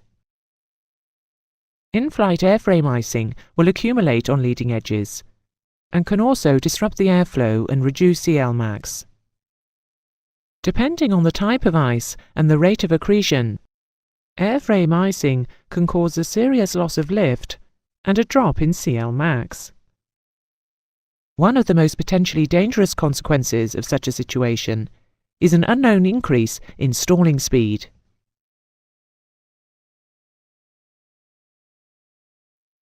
When we compare the lift curve of a clean wing, that is, with all high lift devices up, with that of the same wing, with flaps down, it can be seen that the lift curve moves up and to the left.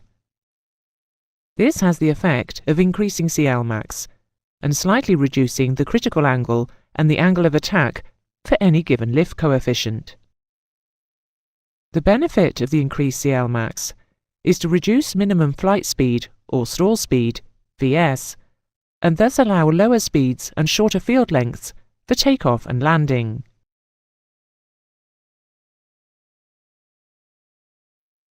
The lift that a wing produces will vary greatly under different conditions of weight surface contamination, and configuration. The appropriate lift curves can provide useful information about an aircraft's performance.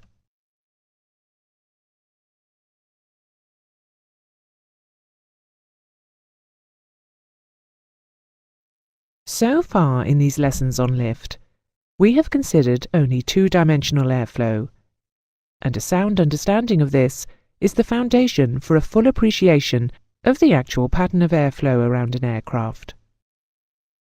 Even small changes of pressure will modify the airstream direction by inducing flow towards any region of lower pressure.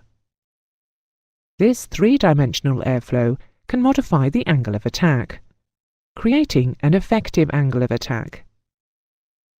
It may increase drag and alter stalling characteristics, and can even influence the control and stability of the aircraft. From now on, instead of just the aerofoil section, we will be considering the entire wing. And as a precursor to the next few lessons, you will need to be familiar with the terminology associated with wings. The wing area is the planned surface area of the wing and has the symbol S for surface. It is deemed to include any part of the wing covered by engine nacelles and the part of the fuselage in line with the wing, since the pressure pattern carries over these areas, allowing them to be legitimately considered as part of the entire area. The wing's span, lowercase b, is the distance from wingtip to wingtip, usually now quoted in meters. The chord is the distance from leading edge to trailing edge, and the average chord, lowercase c, is the geometric average. The product of the span and average chord is the wing area. The aspect ratio, or AR, is the proportion of the span and the average chord. That is, B over C. If the plan form is curved, for example like the Spitfire's elliptical wing, an alternative way of determining the aspect ratio is span squared over area. This assumes, of course, that you have a figure for the wing area. The aspect ratio of the wing determines the aerodynamic characteristics and structural weight. For example, a wing area of 100 square meters could be arranged in a high aspect ratio, here 51, or a low aspect ratio of, say, 3. Typical ARs vary from this value for a modern combat aircraft, through 12 for a high-speed jet transport, to 35 for a high-performance sailplane. Continuing with the terminology, we have root chord, which is the chord length at the wing centerline, denoted by CR. Logically, at the other end of the wing is CT, the tip chord. The ratio between these two is known as the taper ratio, CT to CR. The taper ratio affects the lift distribution and the structural weight of the wing. Ratios range from 1 for a rectangular wing to 0 for a delta wing with a pointed tip. For a swept wing, the sweep angle is usually measured as the angle between the line along the wing joining points of 25% chord and a line perpendicular to the root chord or aircraft centerline. Finally, the mean aerodynamic chord, abbreviated to MAC or MAC, is the chord drawn through the geographic center of the plan area. It is located at the reference axis of the aircraft and is a primary reference for longitudinal stability considerations. A rectangular wing of this chord and the same span would have broadly similar pitching moment characteristics.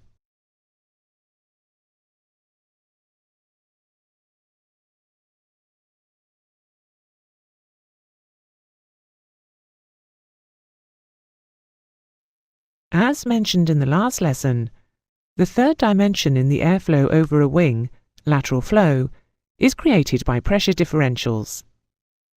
Air flowing over the top surface of a wing is at a lower pressure than that beneath, which can be at a pressure similar to slightly higher or slightly lower than ambient, depending on angle of attack and wing section.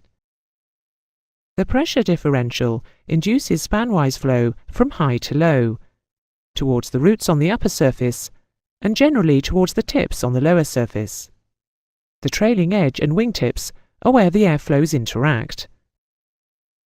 The crossover of the inward flow on the upper surface and the outward flow on the lower surface at the tips and trailing edge form vortices, particularly at the tips, where air can spill around them to the low pressure area on top.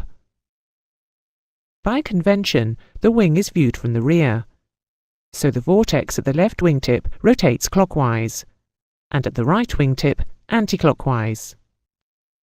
The arrangement of the forces can be seen with the vector triangle. At higher angles of attack, with a lower IAS, the shape of the triangle will change. As speed decreases, the chordwise vector will shorten, and the spanwise vector will lengthen, with the greater pressure differential that is creating the increased lift. The result is stronger wingtip vortices. In a more pictorial representation, the change of vortex, form, and strength with speed is shown on the screen. The general pattern of the vortices is also shown. Trailing edge vortices create certain vertical velocity components in the airflow near the wing, both behind and in front of it. These vertical velocities cause a downwash over the wing, which, in turn, causes a reduction in the effective angle of attack. As the vortices increase in strength with increased angle of attack at lower speeds, there is further reduction in the effective angle of attack. Because of this local reduction in effective angle of attack, the overall lift generated by a wing will be below that which would be generated if there were no spanwise pressure differential. It is, paradoxically, the production of the lift itself which reduces the magnitude of the lift. To replace the lift lost by the increased downwash, the aircraft must be flown at a higher angle of attack. If the vortices were absent, the lift vector would be at a right angle to the free stream relative airflow. But with the effective airflow created by the vortices, the lift vector is tilted back and creates drag, known as induced drag. The stronger the vortices are, the greater is the induced drag. Wingtip vortices, in particular their influence on upwash and downwash, have significant effect on several important areas of aerodynamics, stability and control. Some of these effects will be examined in the following lessons.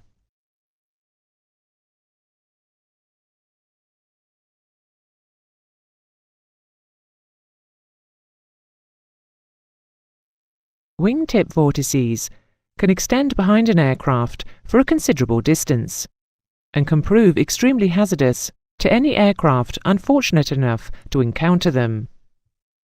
The maximum tangential airspeed in the vortex may be as high as 90 meters or 300 feet per second immediately behind a large aircraft. Wake turbulence is rarely detectable, so it is very important that pilots are aware of the potential distribution and duration of vortex wake turbulence, and of the effect of surface wind speed and direction on the normal behavior of wingtip vortices. For the information of all operators, the UK Civil Aviation Authority publishes an Aeronautical Information Circular, which describes the hazard and states the approach and departure separation in time for departures and distance for approaches required between various categories of aircraft based on their weight. The AIC is updated from time to time, the most recent at the time of writing being AIC Pink 72 of 2010. Wake vortex generation begins when the nose wheel lifts off the runway at rotation on takeoff and continues until the nose wheel touches down again on landing. Wake vortices exist behind every aircraft, including helicopters when in flight, but are most severe when generated by heavy aircraft. They present the greatest danger during the final approach and landing phases of flight.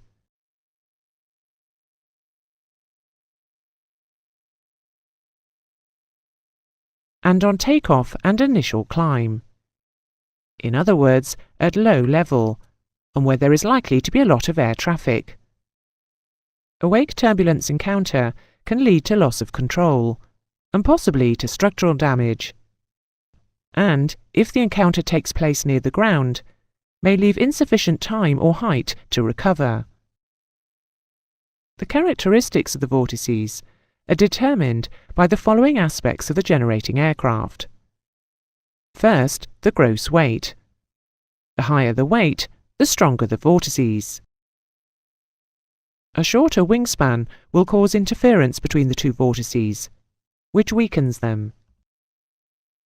As speed is reduced and the lift coefficient is correspondingly increased, the vortices will strengthen. At any given speed or weight, the lowering of gear and flaps will decrease vortex strength.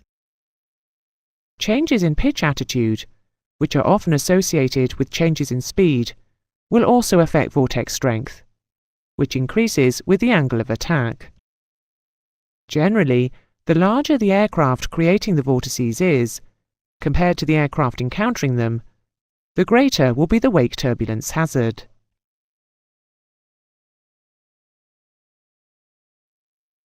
Typically, the two wingtip vortices remain separated by about 3/4 of the aircraft's wingspan, and in still air will sink slowly and level off, about 500 to 1,000 feet below the aircraft's flight path. There is evidence that a helicopter will produce stronger vortices than a fixed-wing aircraft at the same weight and speed. Behind a large aircraft, the vortex wake can extend as much as 9 nautical miles.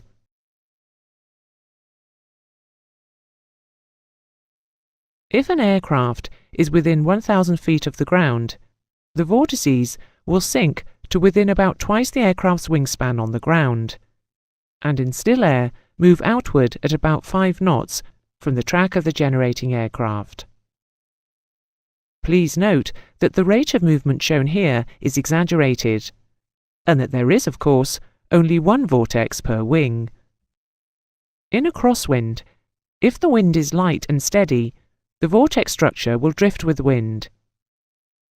If the crosswind is in the region of 5 knots, the downwind vortex will drift away, but the upwind vortex will more or less stay in the same place.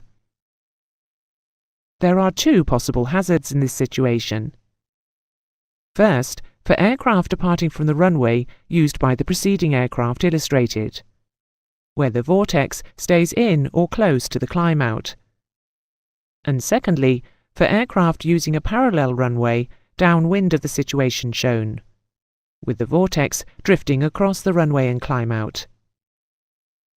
Similar hazards would exist for an aircraft following another on the approach.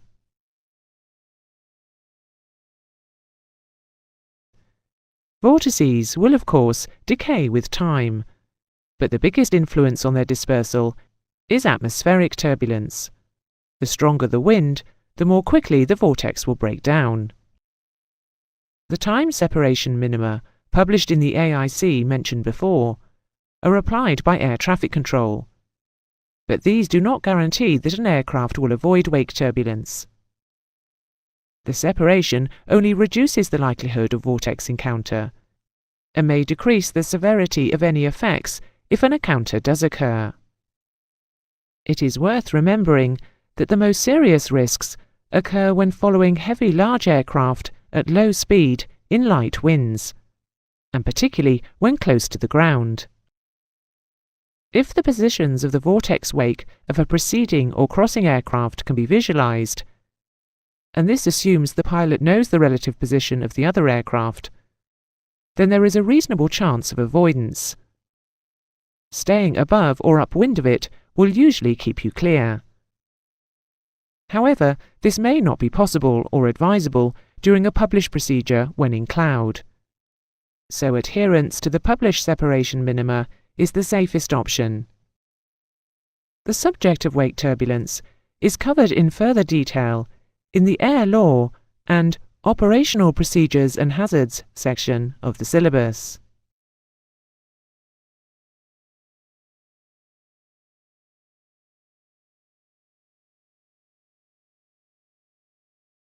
When an aircraft is flying at any height significantly more than its own wingspan, the development of wingtip vortices is unaffected, and the vortices will have their normal effect of upwash in front of the wing and downwash behind it. However, during takeoff and landing, proximity to the ground, at heights less than the aircraft's wingspan, will prevent full development of the vortices, which reduces the upwash and downwash. This, in turn, causes the effective angle of attack of the wing to increase. This, with the associated aerodynamic changes which occur, is known as ground effect. This lesson examines what happens when an aircraft is in ground effect. Generally, lift will be increased and induced drag will be reduced. In addition, the reduced downwash will affect both longitudinal stability and tailplane pitching moment. The influence of ground effect depends on the distance of the wing above the ground. A large reduction in the induced drag coefficient, CDI, will only occur when the wing is very close to the ground, that is, within about half a wingspan. If we take a few examples from the graph on the screen, which plots reduction in CDI against the ratio of height to wingspan, or h/b, we can see that for an aircraft with a wingspan of 40 meters, or 131 feet, the reduction in CDI is only about 1.5% at a height of 40 meters, that is, with a height-span ratio of 1. As the height comes down to 10 meters, a ratio 0.25, the CDI has dropped by 23.5%.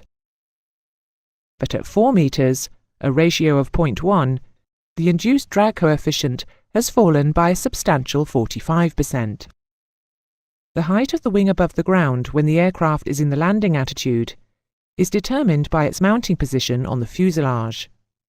From the graph just used, it was seen that the last few meters of descent make a big difference to the reduction of drag coefficient, so it can be said that low-wing aircraft will experience a greater degree of ground effect than high-wing aircraft. Whilst ground effect may possibly change the aerodynamic characteristics of the tailplane in its own right, a low-mounted tailplane will have its effective angle of attack modified by the change in downwash. As the aircraft comes into ground effect, the tailplane loses downforce, causing a nose-down pitching moment. A high-mounted tailplane may be above the influence of the change in downwash angle, and therefore not suffer the same disadvantage. Assuming a tailplane is affected by changes in downwash, it is interesting to consider how the camber of the tailplane will affect the result on its pitching moment. Looking first at a positively cambered tailplane, ground effect creates an increased upforce. In other words, a nose-down moment. If the camber is negative, the change in downwash produces a decrease in the downforce, and again the result is a nose-down pitching moment. With a symmetrical tailplane, the effect is similar to the negative camber, so it can be said that a decrease in downwash will always result in a nose-down pitching moment. The opposite is true of increased downwash. Ground effect is not the only cause of changes in downwash. Flap movement and the formation of shock waves at transonic speeds will also alter the airflow, so appreciation of these phenomena is an important factor in a full understanding of the principles of flight. Increasing downwash, G to D, gives a decrease in tailplane effective angle of attack, and decreasing downwash, d to g, gives an increase. It is important to understand the effect of changes in downwash on the tailplane's angle of attack, but vital to understand their influence on pitching moments. Let's consider an aircraft entering ground effect, assuming that CL and IAS remain constant. As the aircraft descends into ground effect, the following changes take place. The decreased downwash will give an increase in the effective angle of attack, which requires a smaller wing angle of attack to produce the same lift coefficient. If a constant pitch attitude is held when entering ground effect, the increase in lift will reduce the rate of descent or cause the aircraft to level off, an effect known as floating, which lengthens the landing distance. Additionally, the decrease of induced drag will cause a reduction in deceleration, and any excess speed above the correct threshold speed could lead to a considerable float distance. The reduction in power required might also give the aircraft a tendency to rise above the intended descent path to the runway, known as ballooning, unless power is reduced. If the airspeed is allowed to decay late in the final approach, and the pilot attempts to arrest the ensuing increased sink rate by raising the nose, increasing the angle of attack, the wing may stall on entering ground effect, resulting in a heavy landing. The pilot may need to move the control column aft in order to restore sufficient downforce to achieve the desired landing attitude. The loss of downforce is due to the decreased downwash over the tailplane and the associated change in the effective angle of attack. Changes in the airflow around the aircraft may cause differences in pressure error in the pitot static system. Local pressure at the static port is likely to increase, which will make the airspeed indicator and altimeter under-read. The effects of climbing out of ground effect are generally the opposite to those of entering. If we again consider an aircraft climbing away with a constant CL and IAS, the following changes will occur. The lift coefficient will reduce, requiring an increase in angle of attack to compensate. The drag, and thus power required, will increase. The increase in downwash will generally produce a nose-up pitching moment, so the pilot will have to move the control column forward to compensate. The pressure error change, which would occur on entering ground effect, is reversed, with a small local static pressure decrease and a slight increase in ASI and altimeter indications. It is possible to become airborne in ground effect at an airspeed and angle of attack such that, after leaving ground effect, the aircraft could sink and even settle back onto the runway. It is therefore vital that the correct speeds and attitudes are used for takeoff. The nose-up pitching moment may induce an inadvertent over-rotation and tail strike. This lesson concludes the section on lift, which is a basic part of the principles of flight which requires a thorough understanding, since a good deal of the remainder of the syllabus is concerned with the application and management of the forces involved. The next section deals with drag, a force closely allied with the generation of lift.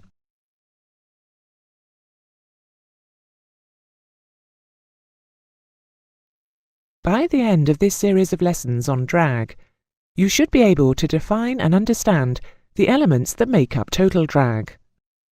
They are skin friction drag, form drag, and interference drag, which together are termed parasite drag, and induced drag.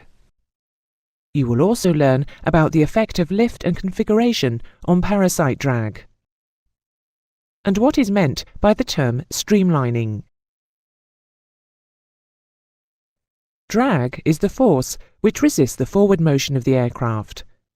It acts parallel and in the same direction as the relative airflow, that is, in the opposite direction to the flight path. You need to remember that it makes no difference to the airflow pattern if the aircraft is moving through the air or if the air is moving past the aircraft. It is the relative velocity that matters. Every part of an aircraft that is exposed to the airflow, not just the wings shown here, produces resistance, which can be categorized into various types, which together contribute to total drag. Total drag is subdivided into two main types: induced drag, or lift-dependent drag, which is the result of lift generation, and parasite drag, or zero-lift drag, which is independent of lift generation. Parasite drag can be further subdivided into skin friction, form drag, and interference drag. Skin friction and form drag together are known as profile drag.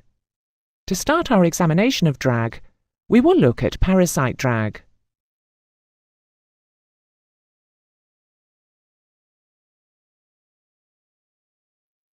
If an aircraft were to be flying, but producing no lift or downforce, the only drag present would be parasite drag, which, as already seen in the drag family tree, is comprised of skin friction, form, and interference drag.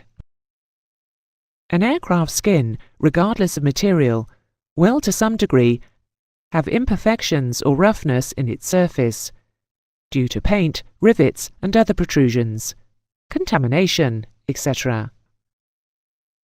Air particles in direct contact with the surface are accelerated to the speed of the aircraft and are carried along with it. Adjacent particles will be accelerated by contact with the lower particles, but their velocity will be less, but only slightly so, because of the low viscosity of the air. As distance from the surface increases, less and less acceleration of the air takes place. Thus, there exists over the entire surface a layer of air whose relative velocity ranges from zero at the surface to a maximum at the boundary of the air that is affected by the passage of the aircraft. This layer, from the surface to the point where there is no detectable viscous effect, is known as the boundary layer. Where the change of speed is smooth and progressive, the flow is referred to as laminar.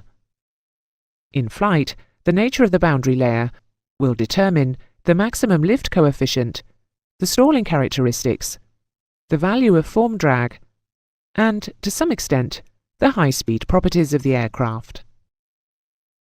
The boundary layer is not always smooth or laminar. In general, the flow over the front of a surface will be laminar, but will become turbulent some distance back, at a point known as the transition point. The increased rate of change of velocity at the surface in turbulent flow will give more skin friction than laminar flow. A turbulent boundary layer also has more kinetic energy than a laminar layer, and is more resistant to separation. A forward movement of the transition point will increase skin friction because of the greater area of turbulent flow. There are two factors that can affect the position of the transition point. First, the surface condition. The thin laminar layer is very sensitive to any irregularities. Roughness on the leading edge skin can cause early transition to turbulent flow, which fans out downstream, causing a marked increase in skin friction drag. Secondly, a laminar layer cannot exist where pressure is rising in the direction of flow. Over a curved surface, like a wing, the transition point is at or near the point of maximum thickness, which is the point of lowest pressure. So the flow is against what is called an adverse pressure gradient. The transition point is thus further forward than if the surface were flat. It is worth noting that for clarity, the depth of the layers has been exaggerated in the diagrams.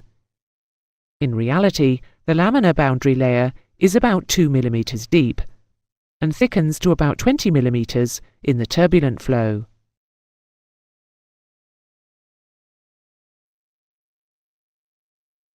Form drag results from the pressure at the leading edge of a body being greater than at the trailing edge, hence its alternative name.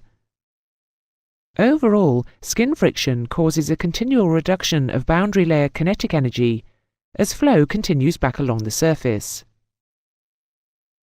The adverse pressure gradient after the transition point also causes a further drop in kinetic energy.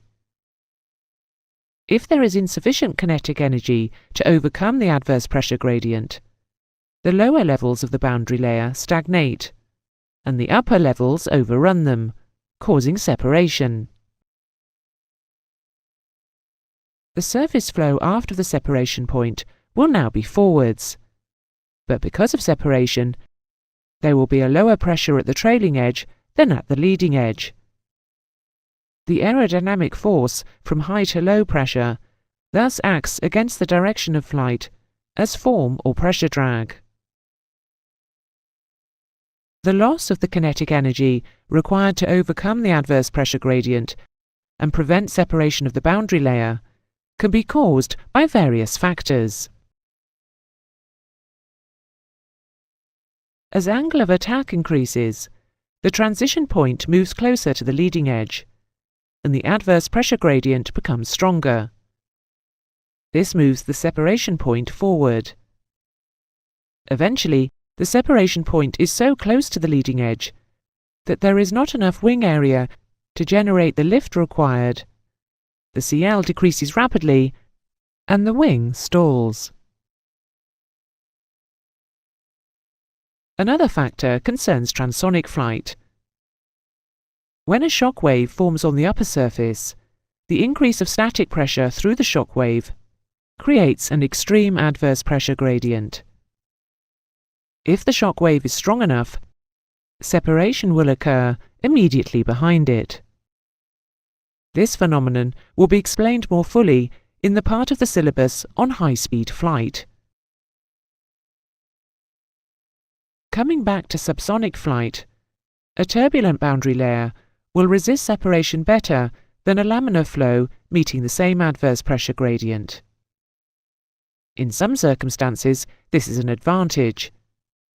For example, some aircraft have small vanes called vortex generators, fitted on top of the wing ahead of the ailerons, to ensure that the boundary layer remains attached longer than on the rest of the wing, to retain control effectiveness at speeds close to the stall.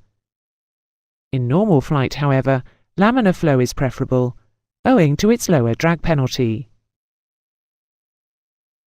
The term streamlining is often used to refer to the smoothing of a vehicle's or aircraft's design shape, or the addition of fairings or fillets to modify it. But more specifically, it is the shaping of a body to keep separation as close to the trailing edge as possible. Streamlining increases the ratio between the length and depth of a body, reducing the curvature which induces an adverse pressure gradient. The best fineness ratio, as it is known, has been found to be 3:1. The combination of form drag and skin friction is known as profile drag, as it can be considered that it results from the cross-sectional area, or profile of the aircraft, presented to the relative airflow.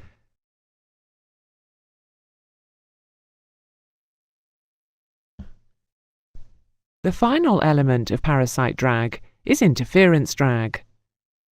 When considering a complete aircraft, the parasite drag in total will be greater than the sum of its parts.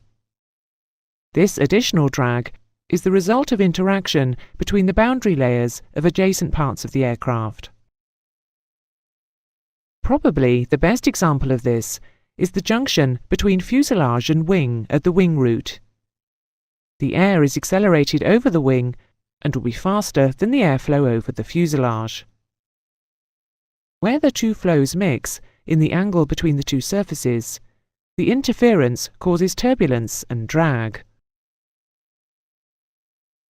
The solution to this problem is to add fillets to smooth out the transition between the surfaces, making the velocity change more gradual, minimizing the turbulence and thus the drag.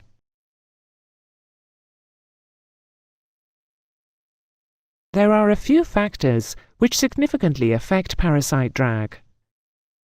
First, like lift or any other kind of drag, it will vary directly with the square of the indicated airspeed. If IAS is doubled, parasite drag is quadrupled, and if IAS is halved, parasite drag is reduced to a quarter of its previous value. Changes in configuration will also have an effect on parasite drag, which varies in direct proportion to the frontal area presented to the airflow. This cross-sectional area is known as parasite area. If flaps and landing gear are lowered, speed brakes extended, or roll control spoilers operated, parasite area, and thus parasite drag, will increase. Airframe contamination, that is, accumulations of ice, snow, frost, slush, mud, or even insects, will increase the parasite drag coefficient. In the case of severe airframe icing, the parasite area may be increased also. From this examination of parasite drag, we shall move on in the next lesson to the other main constituent of total drag, induced drag.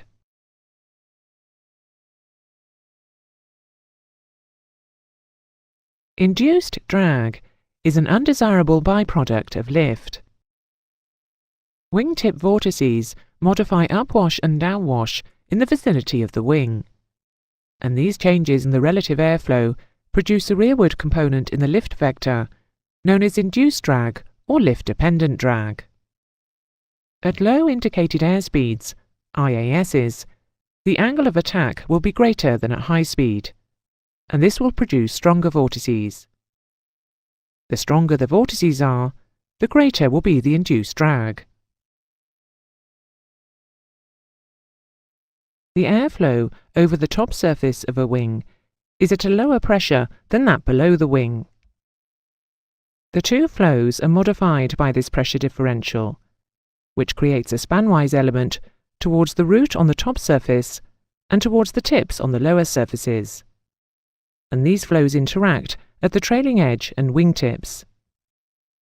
In the conventional view of the aircraft from the rear, the vortices produced by this interaction rotate clockwise at the left wingtip and anti-clockwise at the right wingtip.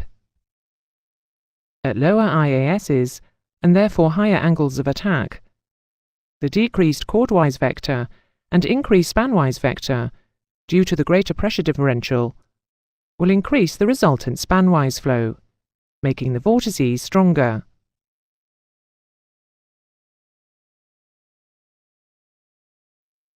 Wingtip vortices create certain vertical velocity components in the airflow around the wing, both in front of it and behind it. Compared with the relative airflow, the vortices increase upwash and downwash over the outer portions of the span, which reduces the effective angle of attack. If we look at this effect in cross-section, the vertical velocities can be seen to be greatest close to the wing where the vortices are strongest, and immediately ahead of the wing. These vertical velocities, then, are a function of vortex strength. So the stronger the vortices, the greater the reduction in effective angle of attack. Since TAS is also a principal factor in the relative airflow, these two factors combine to determine the change in effective angle of attack. Because of the localized reduction in effective angle of attack, the overall lift generated by a wing is actually less than it would be if there were no spanwise pressure differential. And paradoxically, it is the production of the lift itself that reduces the magnitude of the lift being produced. To replace the lift lost by the increased upwash and downwash, the wing must be flown at a higher angle of attack than would otherwise be necessary. The rearward tilt of the lift vector caused by this extra angle is induced drag. There are three main factors which affect induced drag, two of which will vary during flight, namely lift and speed.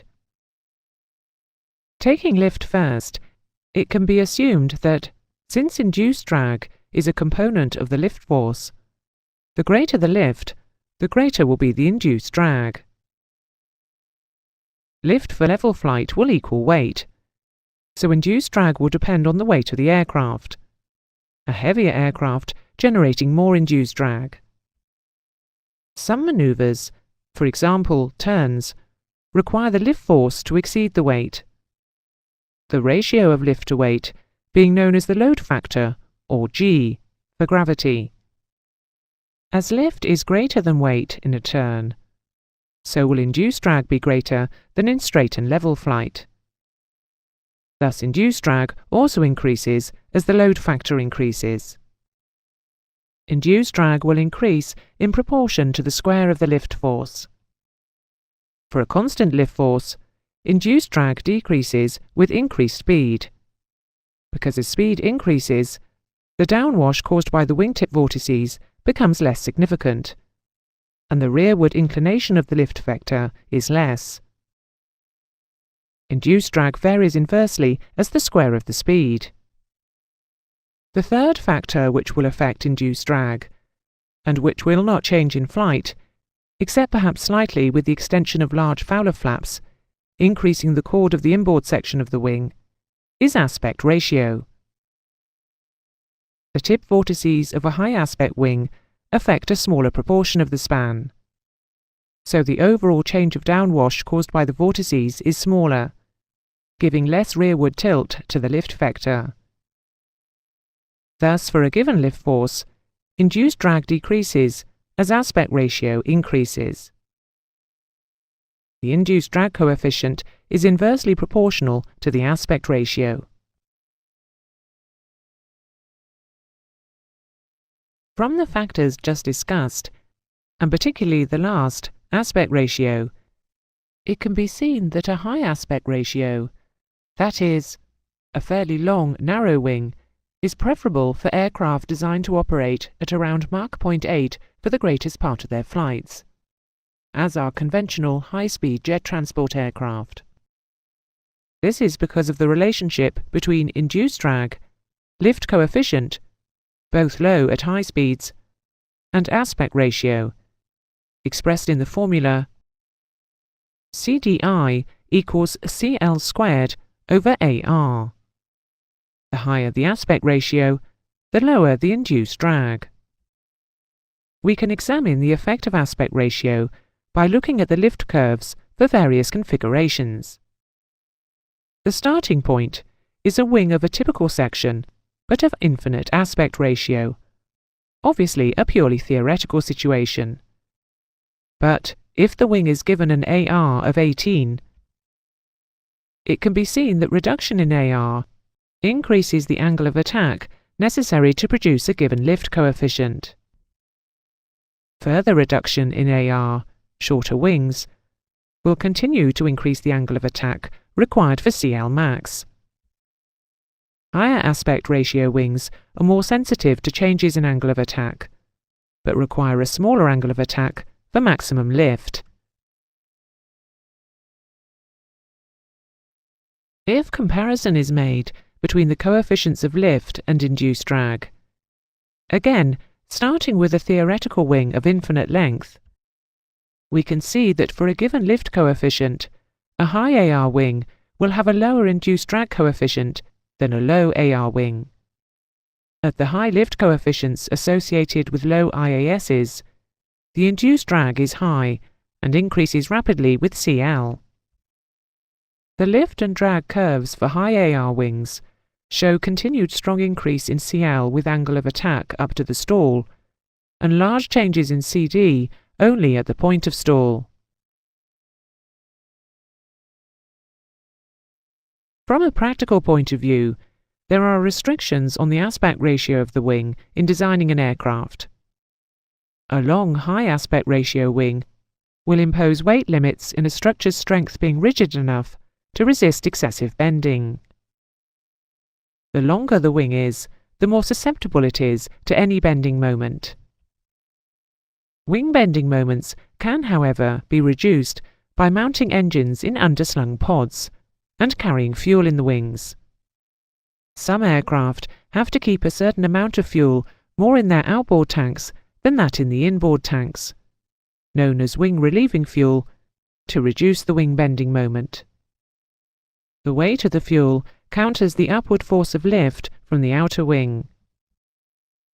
A high aspect wing, particularly at low airspeeds, will suffer from a reduced rate of roll compared with a wing of the same chord but shorter span. The reduction is caused, only whilst the aircraft is rolling, by the increased vertical tip speed of the longer wing adding to the wing's forward TAS to cause a greater effective angle of attack with its attendant induced drag. The greater the effective angle of attack at the tip, the more will be the resistance to roll. This phenomenon is known as aerodynamic damping, and will be covered in greater detail later in the syllabus. A long wing will allow less wingtip ground clearance in manoeuvres close to the ground during takeoff and landing, which could be a significant factor in a crosswind or gusty conditions. The formula for induced drag, as you will see on the screen, is very similar to the basic lift and drag formulae. On first sight, the equation would seem to imply that induced drag, dI, increases with speed. However, the induced drag coefficient, CDI, is proportional to the square of the lift coefficient, CL squared, and inversely proportional to wing aspect ratio, AR. To maintain a constant lift force, as speed increases, CL must be reduced. Thus, with an increase in speed, CDI actually decreases. We can work through an example, which illustrates the change in CDI with speed, which leads to the change in DI. If an aircraft's speed is increased from 80 knots, 41 meters per second, to 160 knots, 82 meters per second, the dynamic pressure will be 4 times greater. ISA sea level density is used here, but any constant density will give the same result. Referring to the lift formula, lift equals Q times CL times wing area S. If dynamic pressure is 4 times greater because speed is doubled, CL must be reduced to 1/4 of its previous value to maintain a constant lift force. If we apply 1/4 of the previous CL to the CDI formula, then the new CDI equals 1/4 CL squared over AR. And as AR is constant, CDI equals 1/4 squared, or 1/16 of the previous CDI. If 1/16 of the previous CDI is applied to the induced drag formula, we get induced drag equal to 1/4 of its previous value. The conclusions are that if speed is doubled in level flight, dynamic pressure will be quadrupled.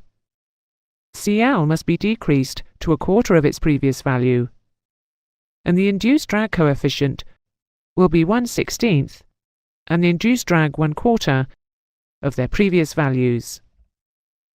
If speed is halved, dynamic pressure will be 1/4 of its previous value, CL will need to be quadrupled, CDI will be 16 times greater, giving 4 times the induced drag.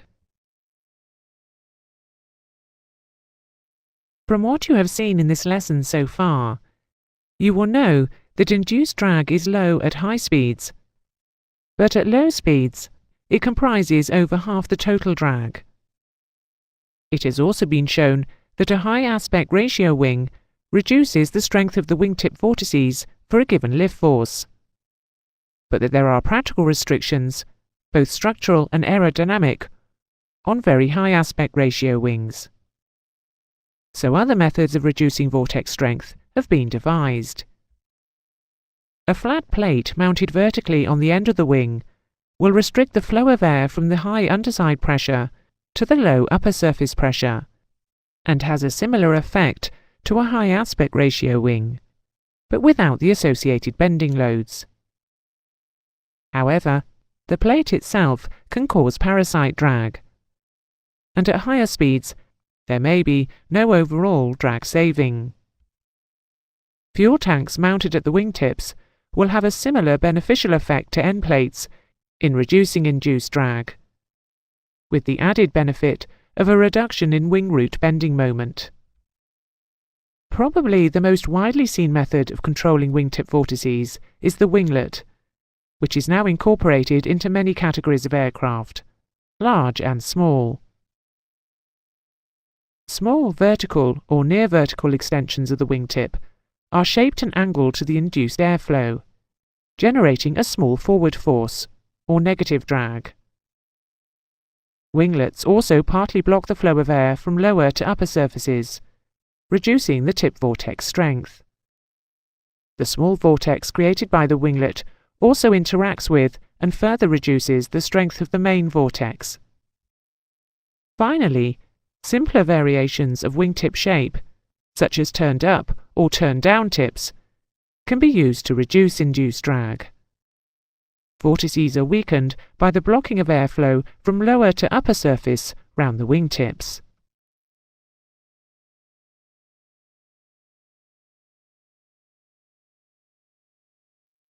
Parasite drag, which is the sum of skin friction, form and interference drags, is so called because it is not directly associated with the generation of lift. However, although the connection is not direct, parasite drag does in reality vary with lift. As the CL increases with higher angles of attack, the parasite area increases with the greater frontal area presented to the relative airflow. Graphically, the increase of drag against lift can be shown as on the screen, with parasite drag in blue and induced or lift-dependent drag in red. However, the part of parasite drag above the minimum value occurring at zero lift is normally included with the induced drag coefficient, as shown in this second graph, where the parasite drag coefficient remains constant at its minimum against the increase in CL. Parasite drag is unaffected by the magnitude of lift, but varies with dynamic pressure and area. If all other factors are held constant, it changes significantly with frontal area. For example, lowering the gear and flaps can increase the parasite area by up to 80%.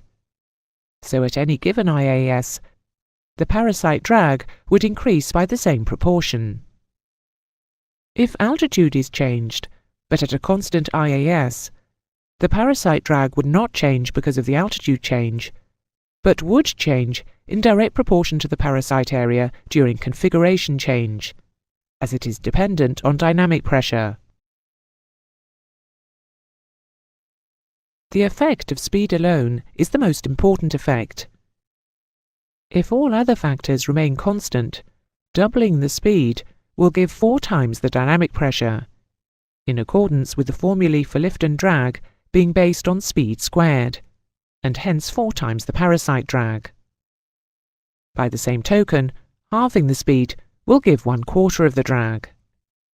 This variation of parasite drag shows that it will be of greatest importance at high IASs and of least significance at low speeds. For example, an aircraft at a speed just above the stall could be generating parasite drag which is only 25% of its total drag. At the other end of the scale, literally at its maximum level flight speed, the parasite drag could comprise almost 100% of the total drag. This predominance of parasite drag at high speed reinforces the need for clean airframe design and good streamlining for the best high-speed performance. This consideration of variations in parasite drag leads to an examination in the next lesson of the combination of parasite and induced drag into total drag and its significant values.